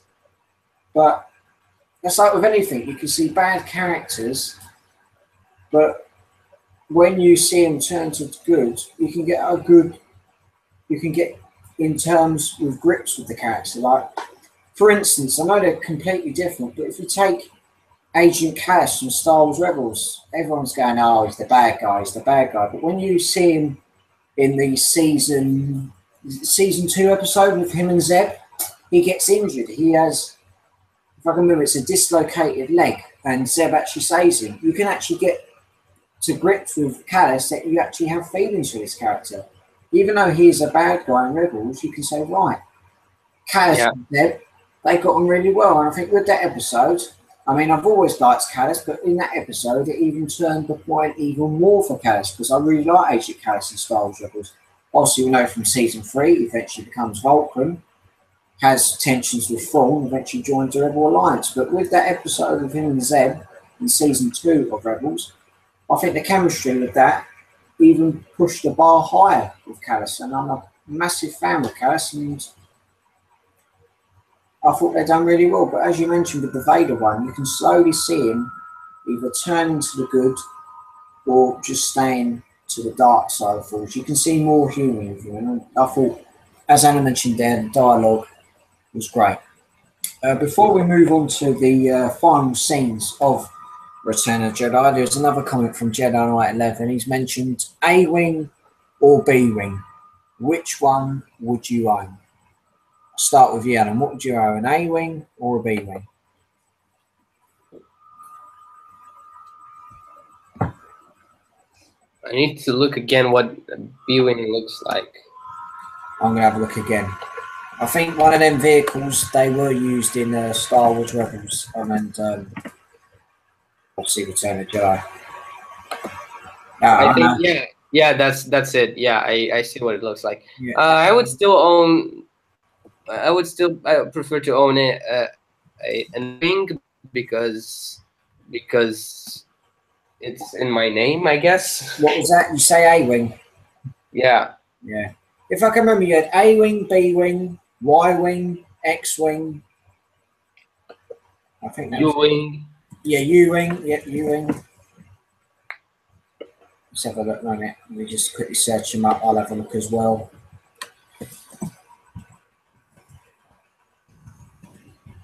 Won't be a minute. Let's just quickly search them up. Come on. So A-Wing or B-Wing? Let's have a look.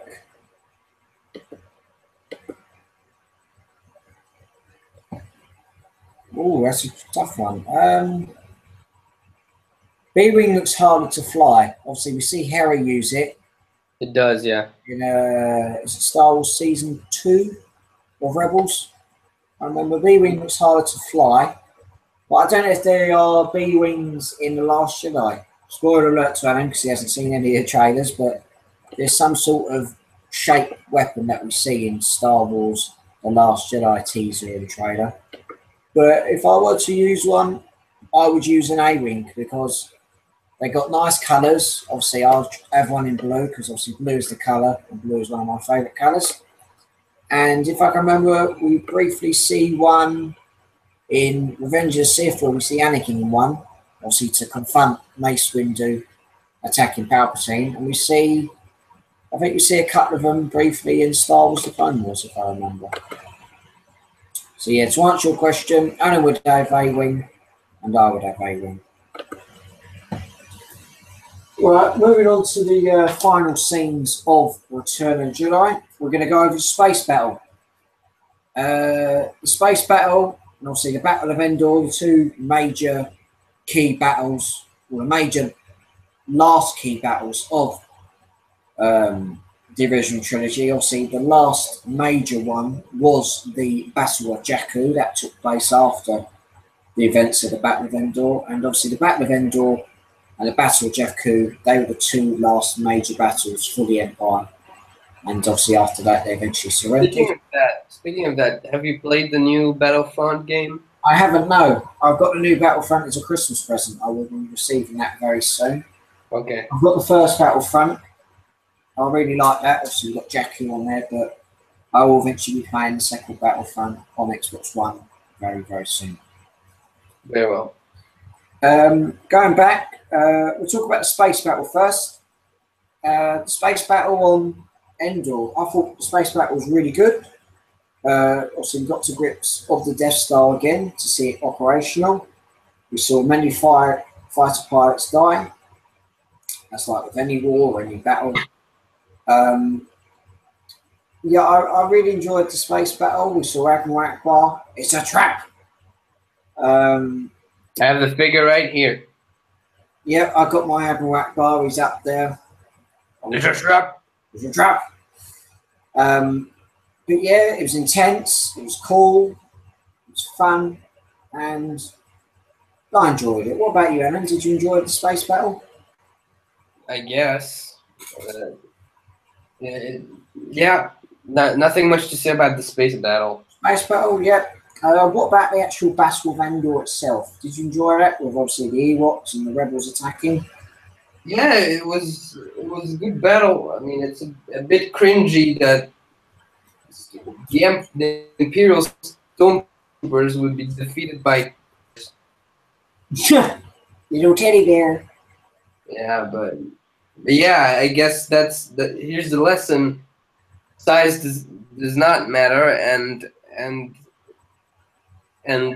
stormtroopers are discount bullies. Yeah. I mean, look at Stanley behind you.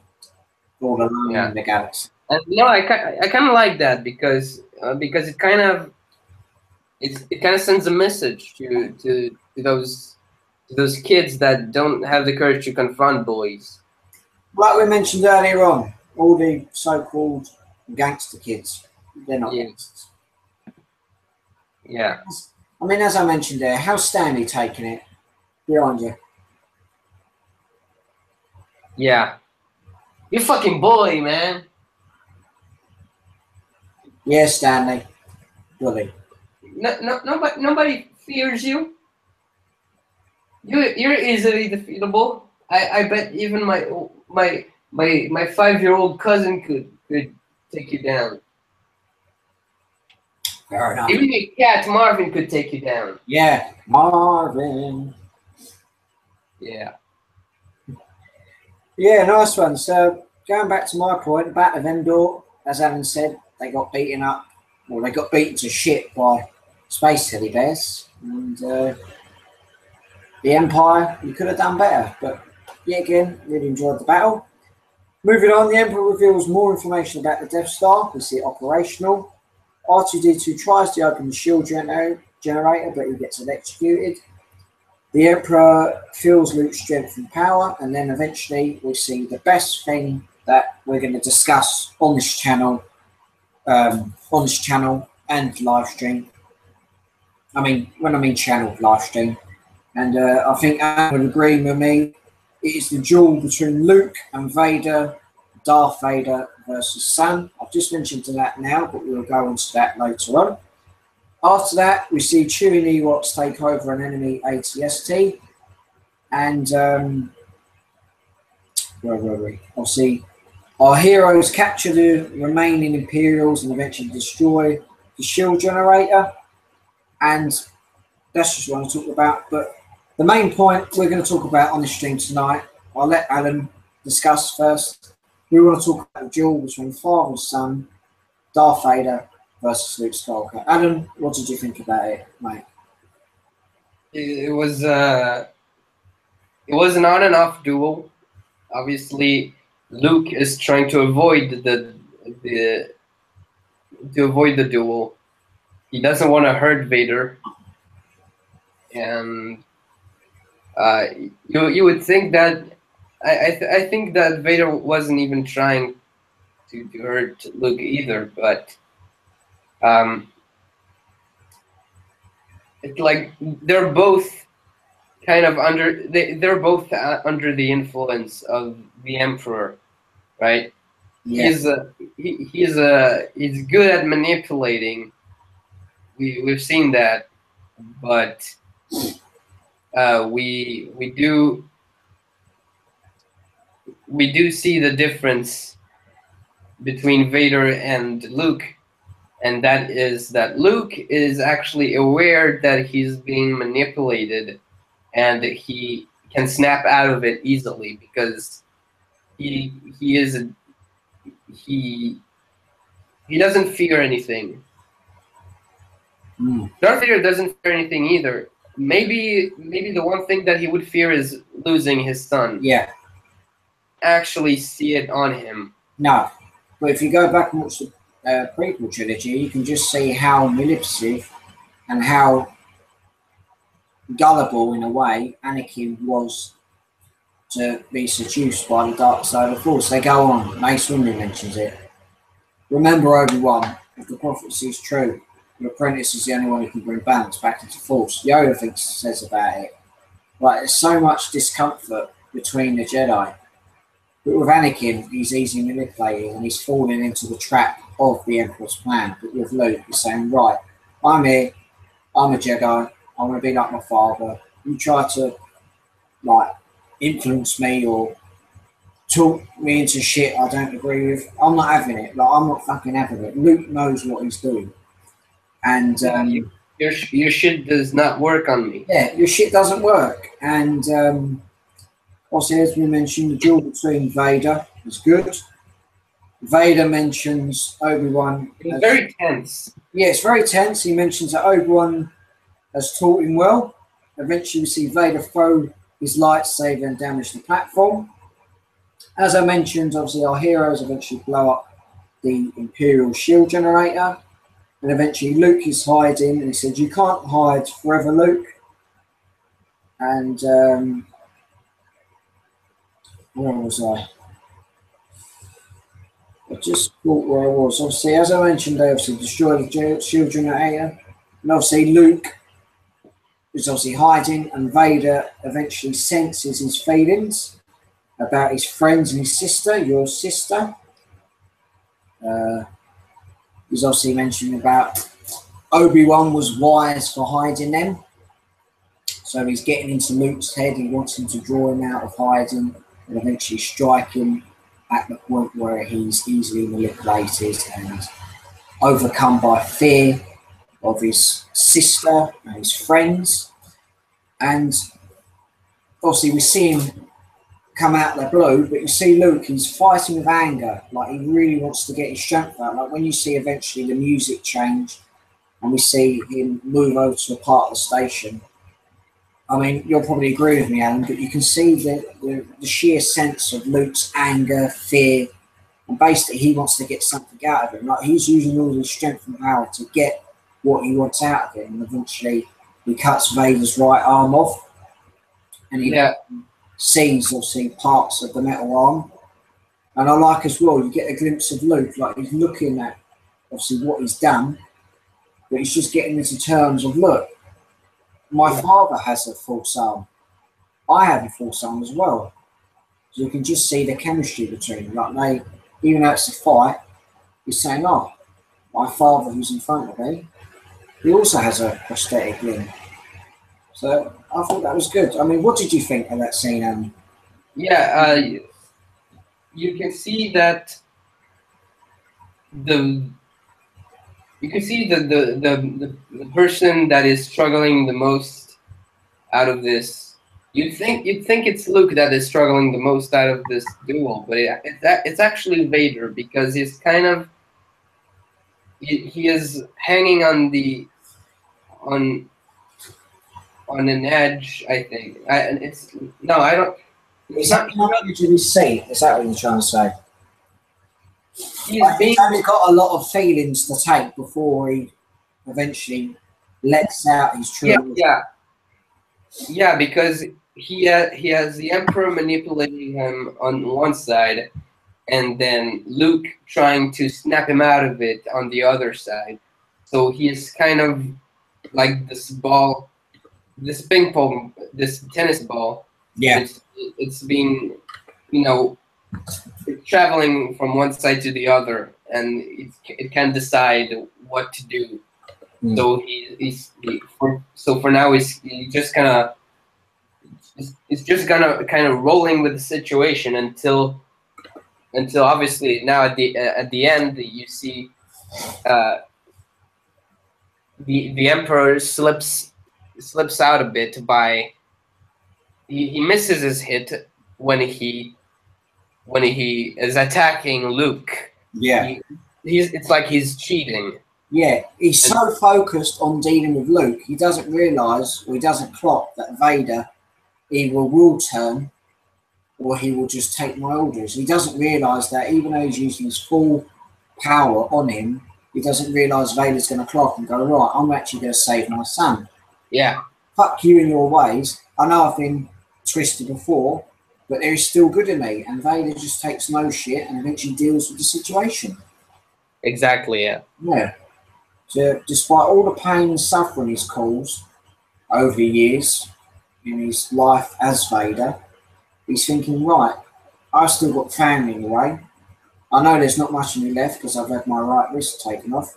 Let's go out on a high and destroy the person who basically ruined it all. He was telling me lies and false facts that were going to hopefully bring justice and peace to the galaxy. I mean, take for instance Revenge of the Sith. He was so influenced that he was going to save Padme, He was basically all the Emperor wanted was Padme to be out of the question, so he could take Vader for himself. The Emperor didn't want that part of Padme or part of Anakin to exist. He wanted his love and everything about him out of the way so he could take his full potential and focus on his main goal at hand, which is basically fearing the galaxy with fear, terror, and hate. Not to mention that he wanted to be rid of her all along. Yeah, all the way from the beginning of the saga. Yeah, I mean, for episode 1, like we mentioned when we done the live stream back in June of this year, 2016, we mentioned we will look at your future on high aspects and we think, we can see why he's looking, because eventually we know Anakin turns to the dark side. So yeah, from day 1 we see it. So yeah.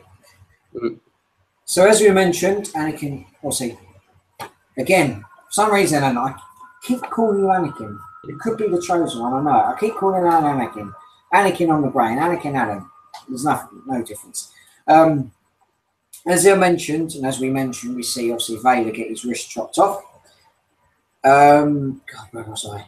Anna mentioned obviously the Emperor electrocutes Luke and tells him about the dark side. Luke is in pain, and Vader is looking and decides to choose to lift the Emperor into part of the Death Star. He helps his son, which I thought was quite bold of Vader. And eventually we see the Emperor scream in pain and eventually die. We see Darth Vader breathing. It's quite a sad scene, but we see Luke confronting his father, and obviously the scene ends.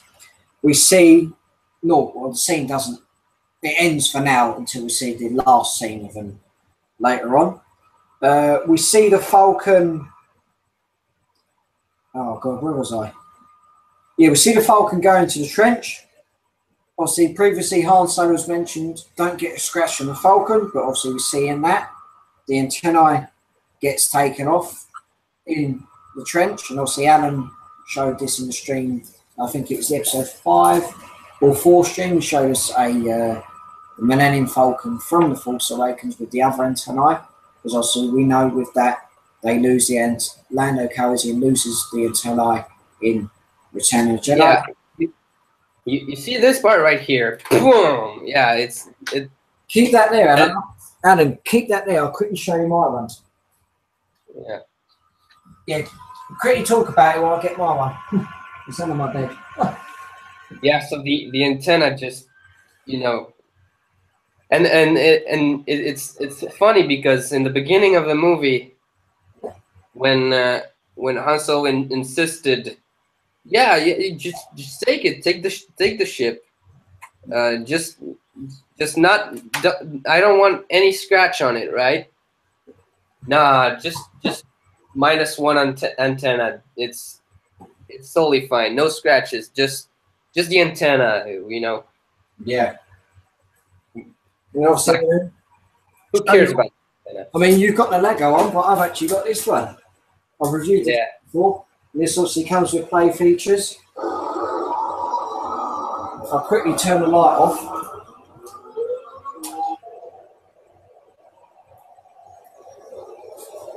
So as you see, look, it comes with lights.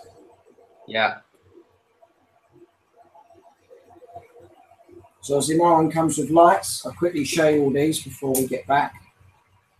Can your Millennium Falcon do this? Oh shit, I can't find the fucking buttons. I'm blind! Oh, fuck me. Oh, there they are. Can your Millennium Falcon do this? No, it can't, but it does have details. Look, got lights at the front. You'll see lights at the back. Yeah. Like I mentioned, you've got another button.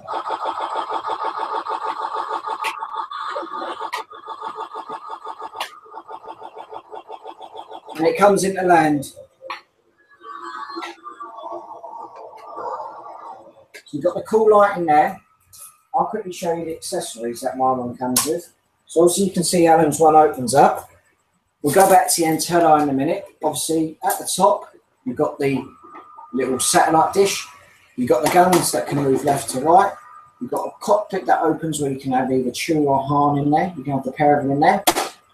At the bottom, you've got obviously the landing mechanism as well, which is very cool.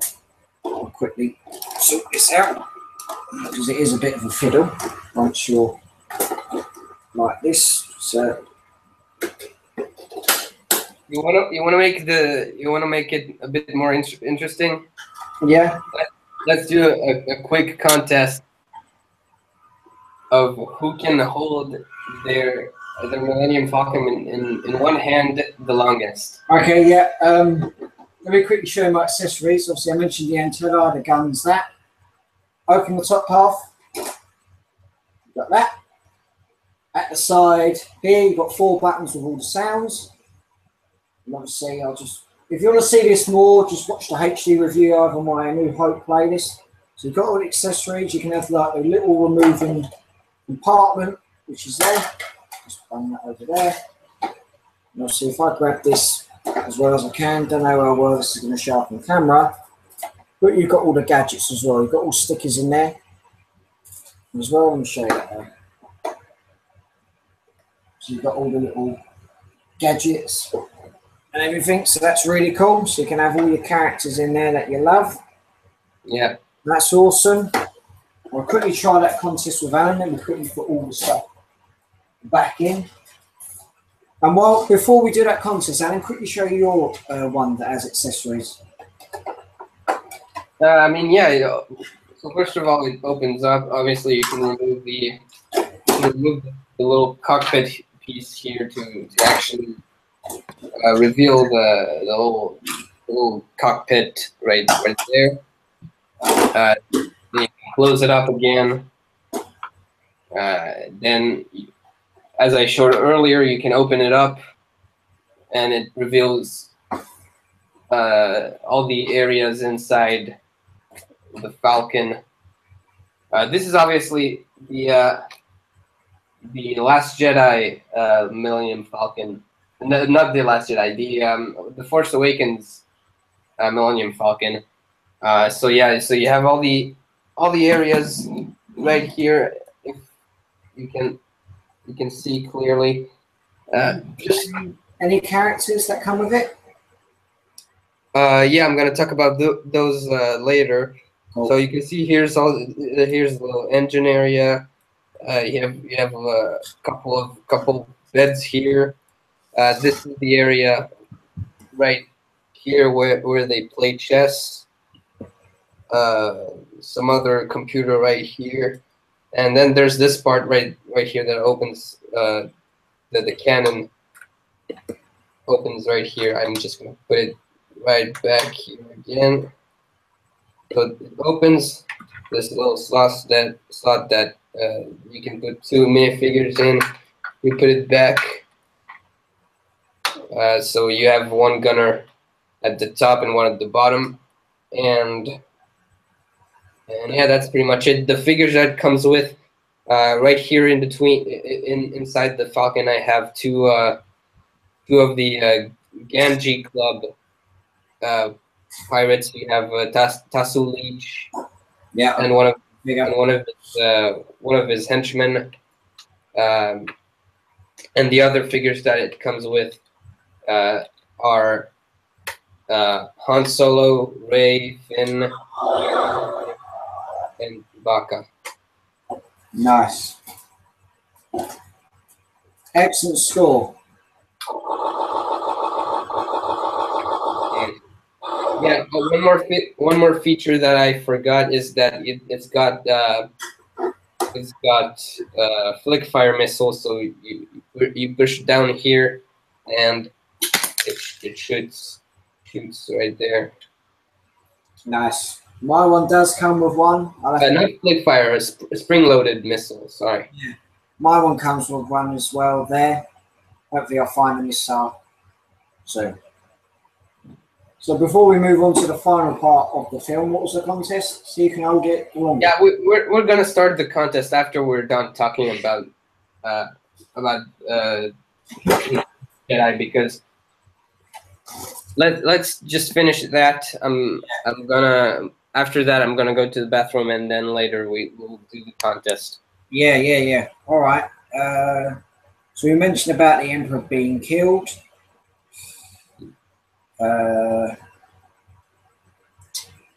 So as we mentioned, the Falcon loses their antennae, and Luke carries Vader to the Imperial shuttle and tells him to take the mask off and let him see him with his own eyes.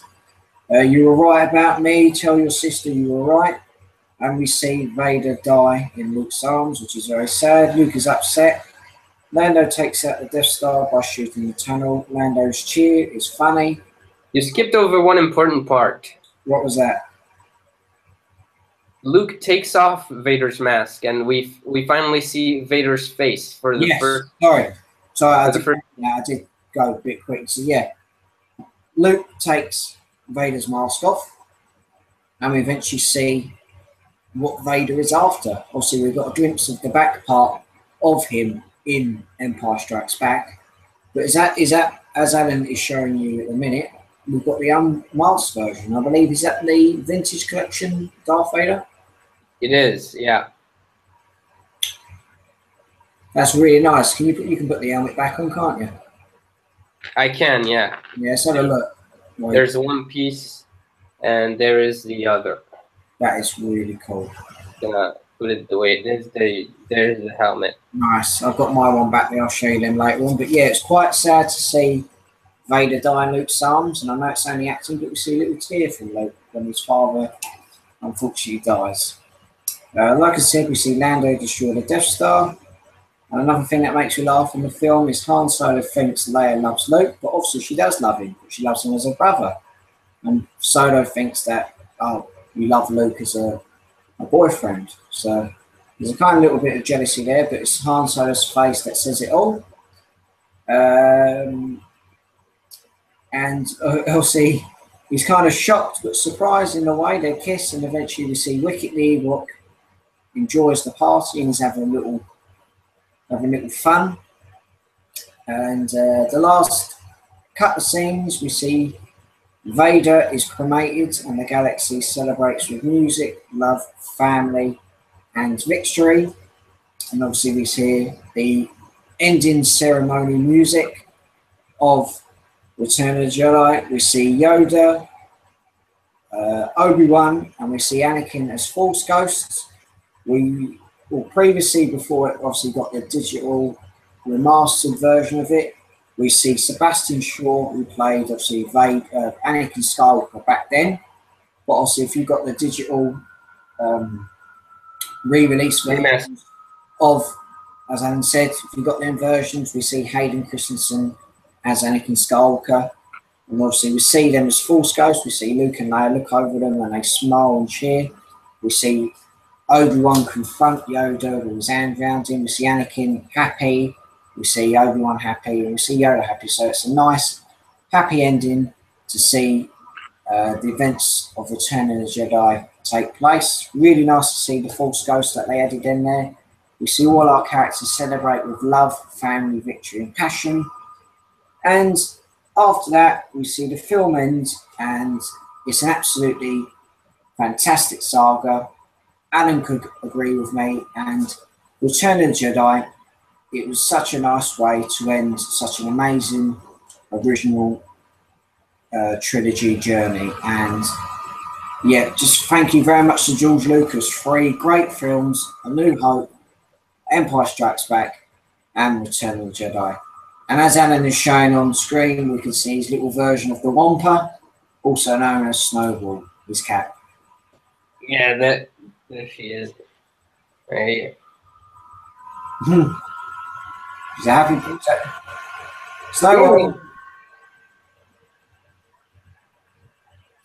Little Ewok. Yeah, doesn't look happy. Is she on your bed? Yeah. Where's Marvin? Marvin. Marvin is outside. Oh, he's outside.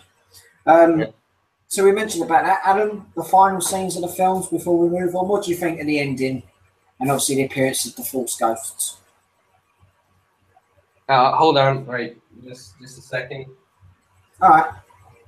You can go. All right. There you go. Yeah, just letting the cat out. So yeah, what I thought about that. That last scene with the Ewoks, and the music was great. It was very cheerful. I really liked the music. The appearance of the Force Ghost was uh, poetic, I guess. Yeah. You see Obi-Wan and Yoda, and then Anakin joins them. I find it a bit confusing, but at the same time logical and even poetic that when they decided to have Hayden Christensen appear in the remastered version.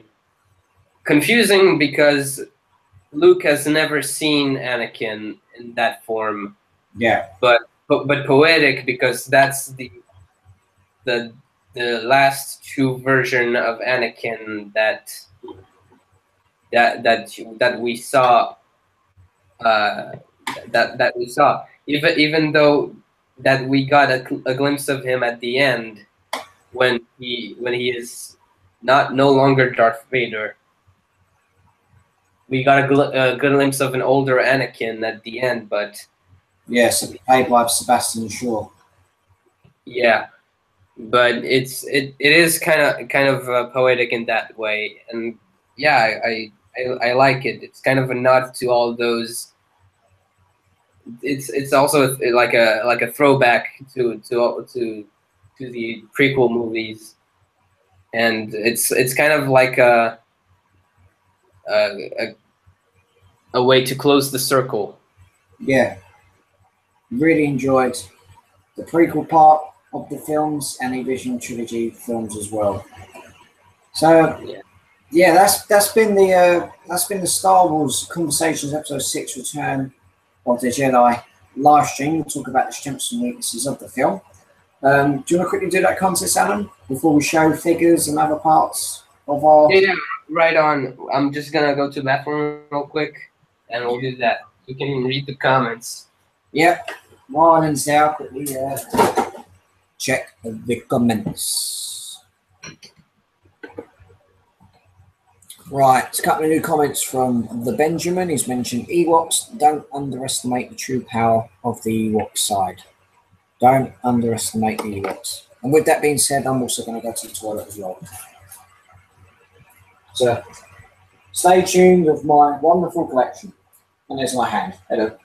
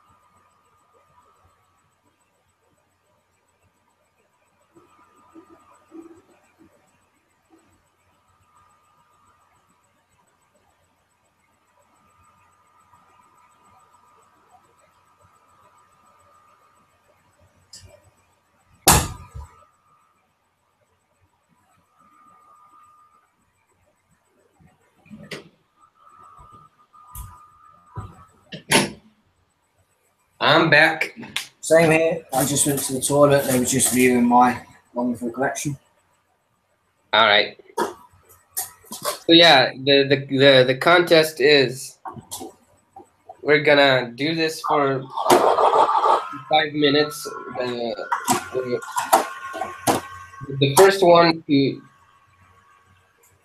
to let go of his Millennium Falcon, like not being able to hold it anymore. Before we get to 5 minutes,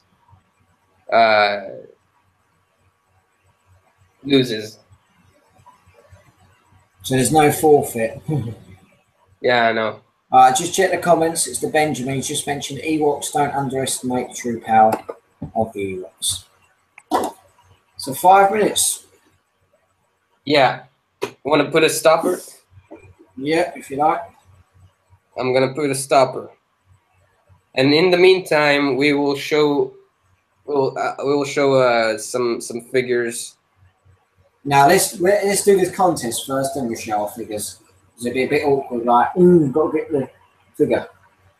Okay, 3, 2, 1, go. Okay. So you know what? I'm feeling quite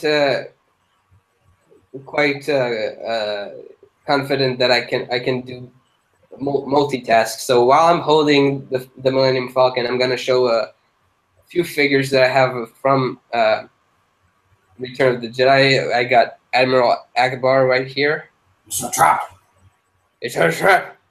Yeah, I got Han Solo in his Endor outfit. Nice, I got that. Written Saga Collections. Saga Legends, sorry. Saga Collections, Saga Legends. Yeah, I got this one from the Vintage Collection. Obviously, I showed earlier Luke from Tatooine, and I got Darth Vader right here with his helmet can be removed. You already saw that. And then I have a couple of I have some Lego figures. This is the very classic first version of Emperor Palpatine right here. That's nice. With the yellow head. And I got a couple of Imperial guards, so I have one here and then the other is on my desk because I can't really grab him. But yeah, they're the same. So I got 2 of those. Got Palpatine right there. Okay. What about the Emperor? What about the Emperor from Revenge of the Sith? Could you class him as the Emperor from Jedi in a way? Yeah, because they look kind of the same. Yeah. Fair enough.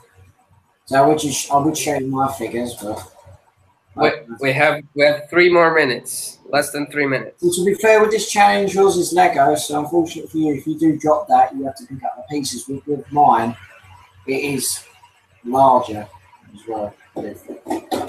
Obviously, remove slacks and stuff. So I'll go over the Falcon again. Is your Falcon heavy? It is heavy in a way. So you've got the antennae. Alon's one is different. You've got the removable guns that can move round to round and up and down.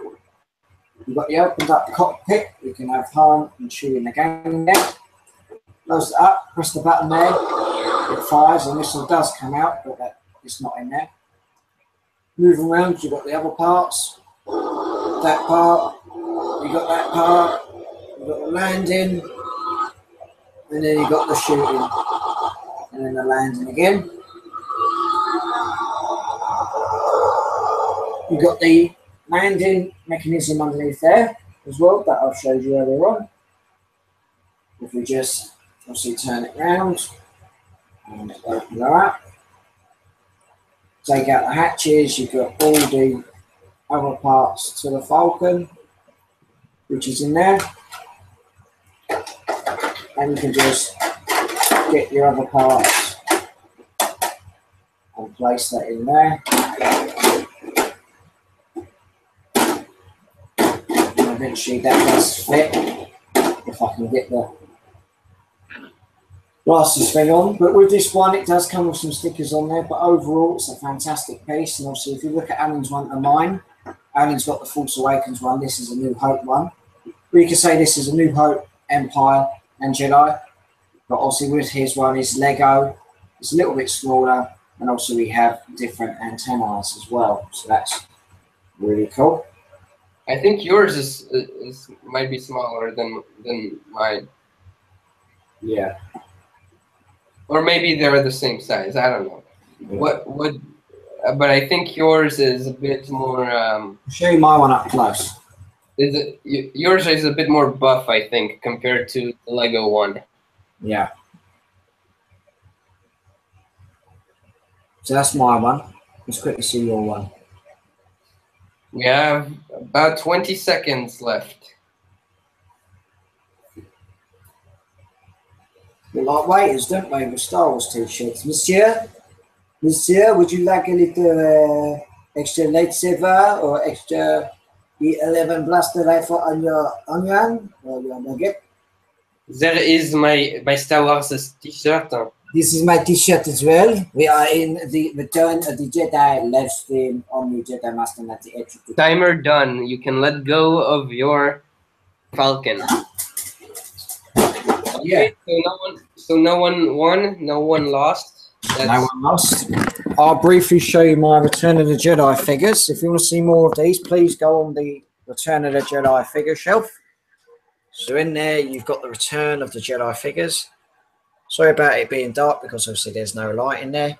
So you can just about see the figures I own. I'll quickly grab a couple and I will show you them in person. But if you want to see the Return of the Jedi figures, I'll quickly show you a couple. But if you want to see them more in detail, please watch the Return of the Jedi figure shelf video.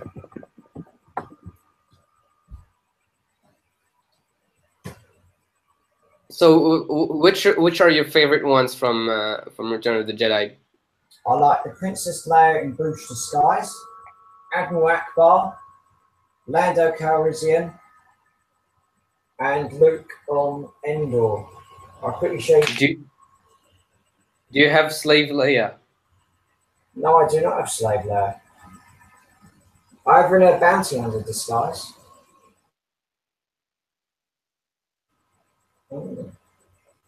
In any shape or form. I don't have the Leia figure. On here. If you want to see these more in detail, just go to the episode 6 playlist. We can see all my videos. I'll show you Ewoks. Look, I'm an Ewok. There's the Ewoks. One with a bow, one with a staff. Yeah. You've got Leia in Endor gear, but obviously the Saga Legends line, 5 points of articulation. Which does come with a blast pistol as well, and obviously a sculpted hand cell, or sorry, comlink. You've got a hat. You've got Han Solo from the Saga Legends, Anakin, done it again. Anakin, Alan, Anakin. Yeah. Anakin, Alan. Obviously, Alan's got the Vintage Collection one. I've got the Saga Legends one. That is okay.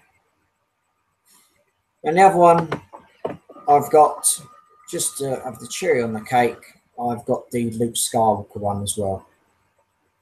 So all in all, decent figures. The other figures are very nice as well. So I'll just quickly put them back up. Any comments, Alan? Nope. Nope. Is there anything you'd like to talk about? Actually, I want to open 10 more of the micro pops.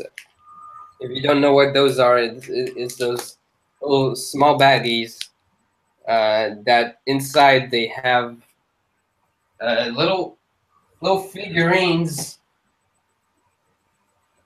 that stick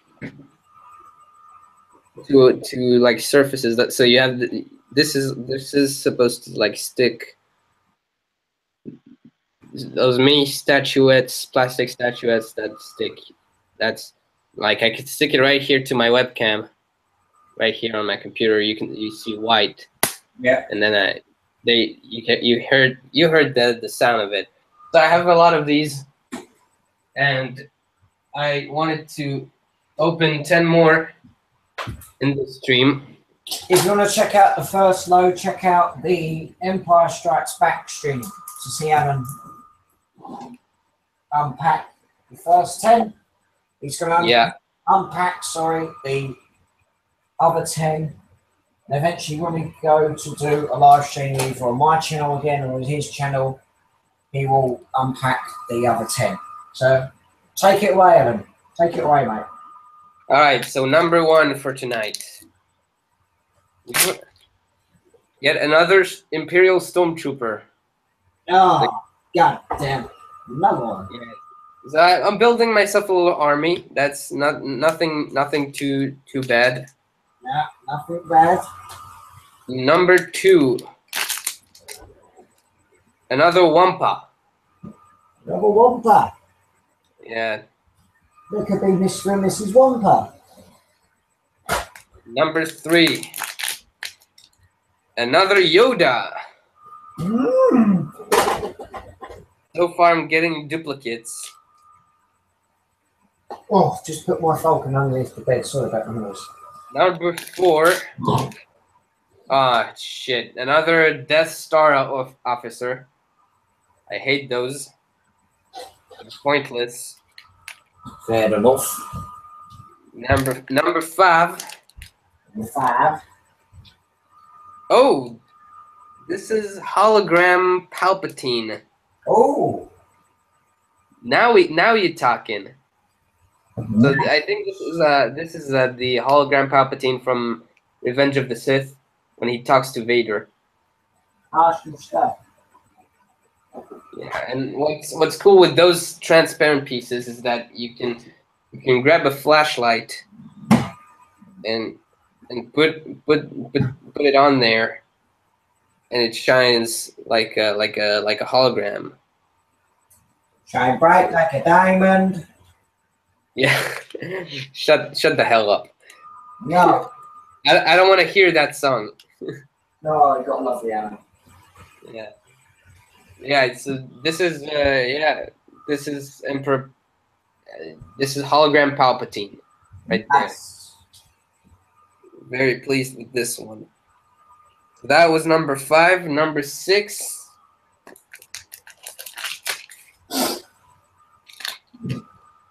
Oh, this is Kit Fisto. Oh, nice. I like Kit Fisto. Always smiling. Yeah. There you go. That's Kit Fisto. He's technically classed as a cool Jedi. Yeah, he is. That was number 1, 2, 3, 4. That was number 6. Number 7. Another one. Shit. Kit Fisto? Another Kit Fisto. So y'all already saw him. Number 8. At least he's smiling. Yeah, he is sort of smiling. You don't really see his mouth, but you can tell. Yeah. 1, 2, 3, 4, 5, 6, 7. Number 8, 9, 10. There you go. Okay. Number 8. Ooh. What's his name again? Shit. The freaking blue alien. Oh, one of the Max Rebo bands. Max Rebo, there you go. That's you know what? I actually like this one. I like this shade of blue. Very nice. Very nice. Number 9. We get an Imperial TIE Fighter pilot. Nice one. Can't see much. Whatever. And finally, last but not least, number 10. Imperial Scout Trooper. Spoke about them earlier on the channel. Yeah, so it's just fitting that we get one right here. All right, so just a quick recap of what we got today. First of all, we got Imperial Stormtrooper. Then we got Wampa. Then Yoda. Then the Imperial Death Star officer. Then we get hologram Palpatine or hologram Darth Sidious. we get a couple of Kit Fistos right here. Max Rebo, Imperial TIE Fighter Pilot, and Scout Trooper. So if you like these, if you like this segment of the live stream, be sure to check out, to tune in next time. I might, since this is the last live stream Jack will be doing for this year, for this year, and I want to open the last 10 before I go see, or after I go see The Last Jedi. Be sure to tune in on my channel when I unbag the last 10 of those, if you want to see that happen. Sorry for doing a self-commercial right there, but yeah. That is not a problem, mate. Excuse me, that's not a problem. So it's just All right. a couple of things on here. Just quickly my phone. Just get back to you. Anything else to add, mate? Anything else to add? Nope, nothing else. There's no new comments, and I have nothing else to add, really. Well, Do you have anything to add? I just want to add a couple of things before we end this live stream. Just quickly put my phone down. There we go. In my next, hopefully my next video, I'll be going over something that I've done for a couple of weeks now. It's a project that I've been, well, hasn't really been hyped up on the channel, but I've mentioned it in part 1 of this video. And this is customizing my Phase 1 clone trooper helmet. And what I've decided to do, I've decided to customize it to this one, the Phase 1 501st clone trooper. Very nice. Now, as you see, this is the 501st colours. I don't think I'll add any shrapnel or carbon scoring on this because I like the way it is. So me and my dad, we customised the top. We left a little part, or the back part of the helmet, or the top part of the helmet, red. Originally, we wasn't going to paint this part of the helmet blue, but we decided to, so it looks smart. Go around, you've also got the clone part of the helmet painted blue there. We decided to repaint that part of the helmet black because it had a couple of marks in there and we wanted to freshen it up. We've got some blue markings there, and if you see, obviously, the radio part, the voice separator is painted blue. And also with this, you can place this helmet on your head, and it fits really well. And also you've got all your buttons. Hello, you are watching a live stream on Jedi Master 98 channel. So you can talk in that, it does pick up your voice very well.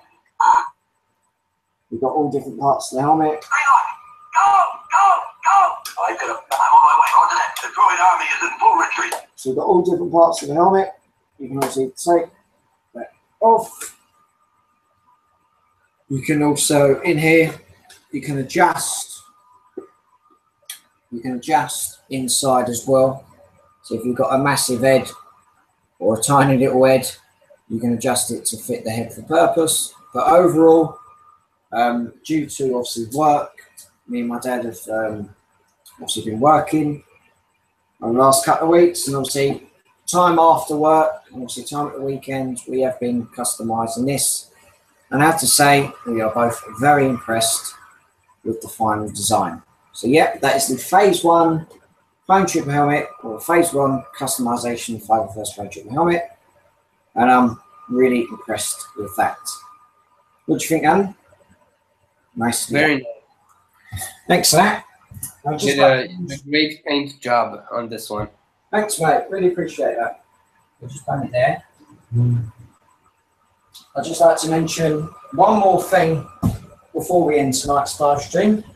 Obviously, we've been going over the events of the prequel trilogy and the original trilogy, and also with the original trilogy box set I have is obviously the Star Wars trilogy, the epic deal on here. So it's that one. So first time on DVD, 4-disc set, all 3 classic films, digitally restored and remastered, with new 5.1 surround sound DX, plus a bonus disc with more than 4 hours of special features. So obviously if you open her up, you obviously got the inside. Open that up a long time ago in a galaxy far, far away. You've got all that stuff really. So you've got that there. So you've obviously got the DVDs itself. So you've got the DVD itself. They fit in really well. So you can obviously just get that and place them in. Simple as. But like I mentioned, it does come with a Star Wars trilogy bonus material. Now, I have reviewed this on my channel. And what this is all the bonus features from Star Wars Episode 4, 5 and 6, where they go over interviews with all the cast and crew, and obviously the main actors, and obviously George Lucas himself going over the...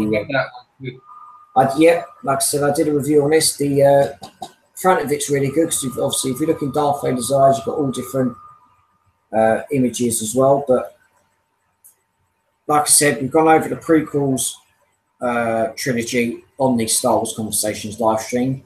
We've gone over the original trilogy part of the Star Wars Conversation live stream. And if you want to sit back and relax after watching these live streams or watching any of our YouTube videos, this Star Wars trilogy bonus material is really great to watch. So a great watch indeed. It is a couple of hours, but it's all worth it at the end of the day. So yeah, that's the Star Wars trilogy bonus material. So I'll quickly put these back. Any new comments, Alan? Nope, nothing new. Nothing new.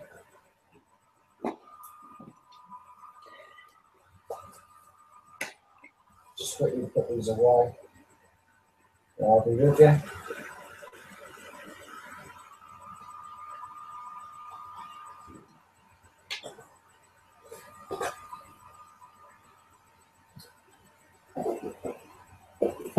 So no comments there. So all right, we'll leave it at that. So you've seen stuff that me and Alan have talked about on the channel tonight. The helmet, obviously his unboxing of his little Star Wars little miniature figures. And yeah, I would like to say a massive thank you to each and every single one of you watching this Star Wars Conversations Episode 6 Return of the Jedi live stream. Thank you very much, as always, to Alan for appearing on the Star Wars Conversations live stream.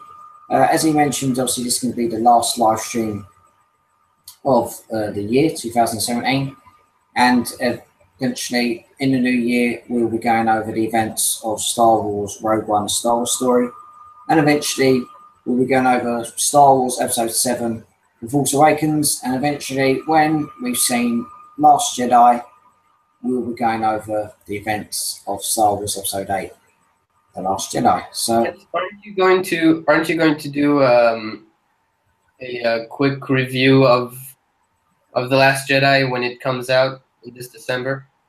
I might do a quick review. I'll see how I feel. Maybe I probably might do like what I've done for, or what I did for Rogue One last year. I did a quick cinema video reaction, so I might video myself outside the cinema. I did do something for The Force Awakens. That was a preview of The Force Awakens. That was half an hour away, and that was hilarious. I mean, particularly one of the things that was said in that video was absolutely brilliant, and I love it. Still watch it. So depending on the film, I'll probably may do something before the film talking about it, what I think is going to be in it. And obviously, if I've got time after, I will be doing a video.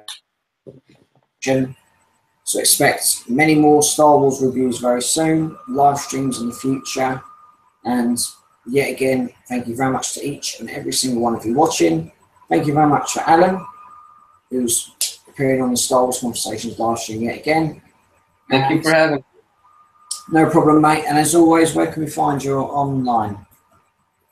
So you can find me on YouTube by Darth Akoko Productions. I do stop motion videos with Lego. So Lego stop motion videos. I also have a Twitter page and an Instagram page. You can check those out. And yeah, where can people find you, Jack? You can find me on here as Jedi Master 98. Be sure to subscribe to the channel, it's absolutely free. Follow me on Facebook and Twitter as Jedi Master 98. And follow me on Instagram as JackBarrett1998. So yeah, indeed, thank you very much for each and every single one of you commenting. I'm just going to check the comment, nothing has been said. So yeah, again, thanks for watching, guys. May the Force be with you, and we will see you on the next live stream. Thanks, guys. See you soon. Peace out. May the Force be with you. And the Force be with you.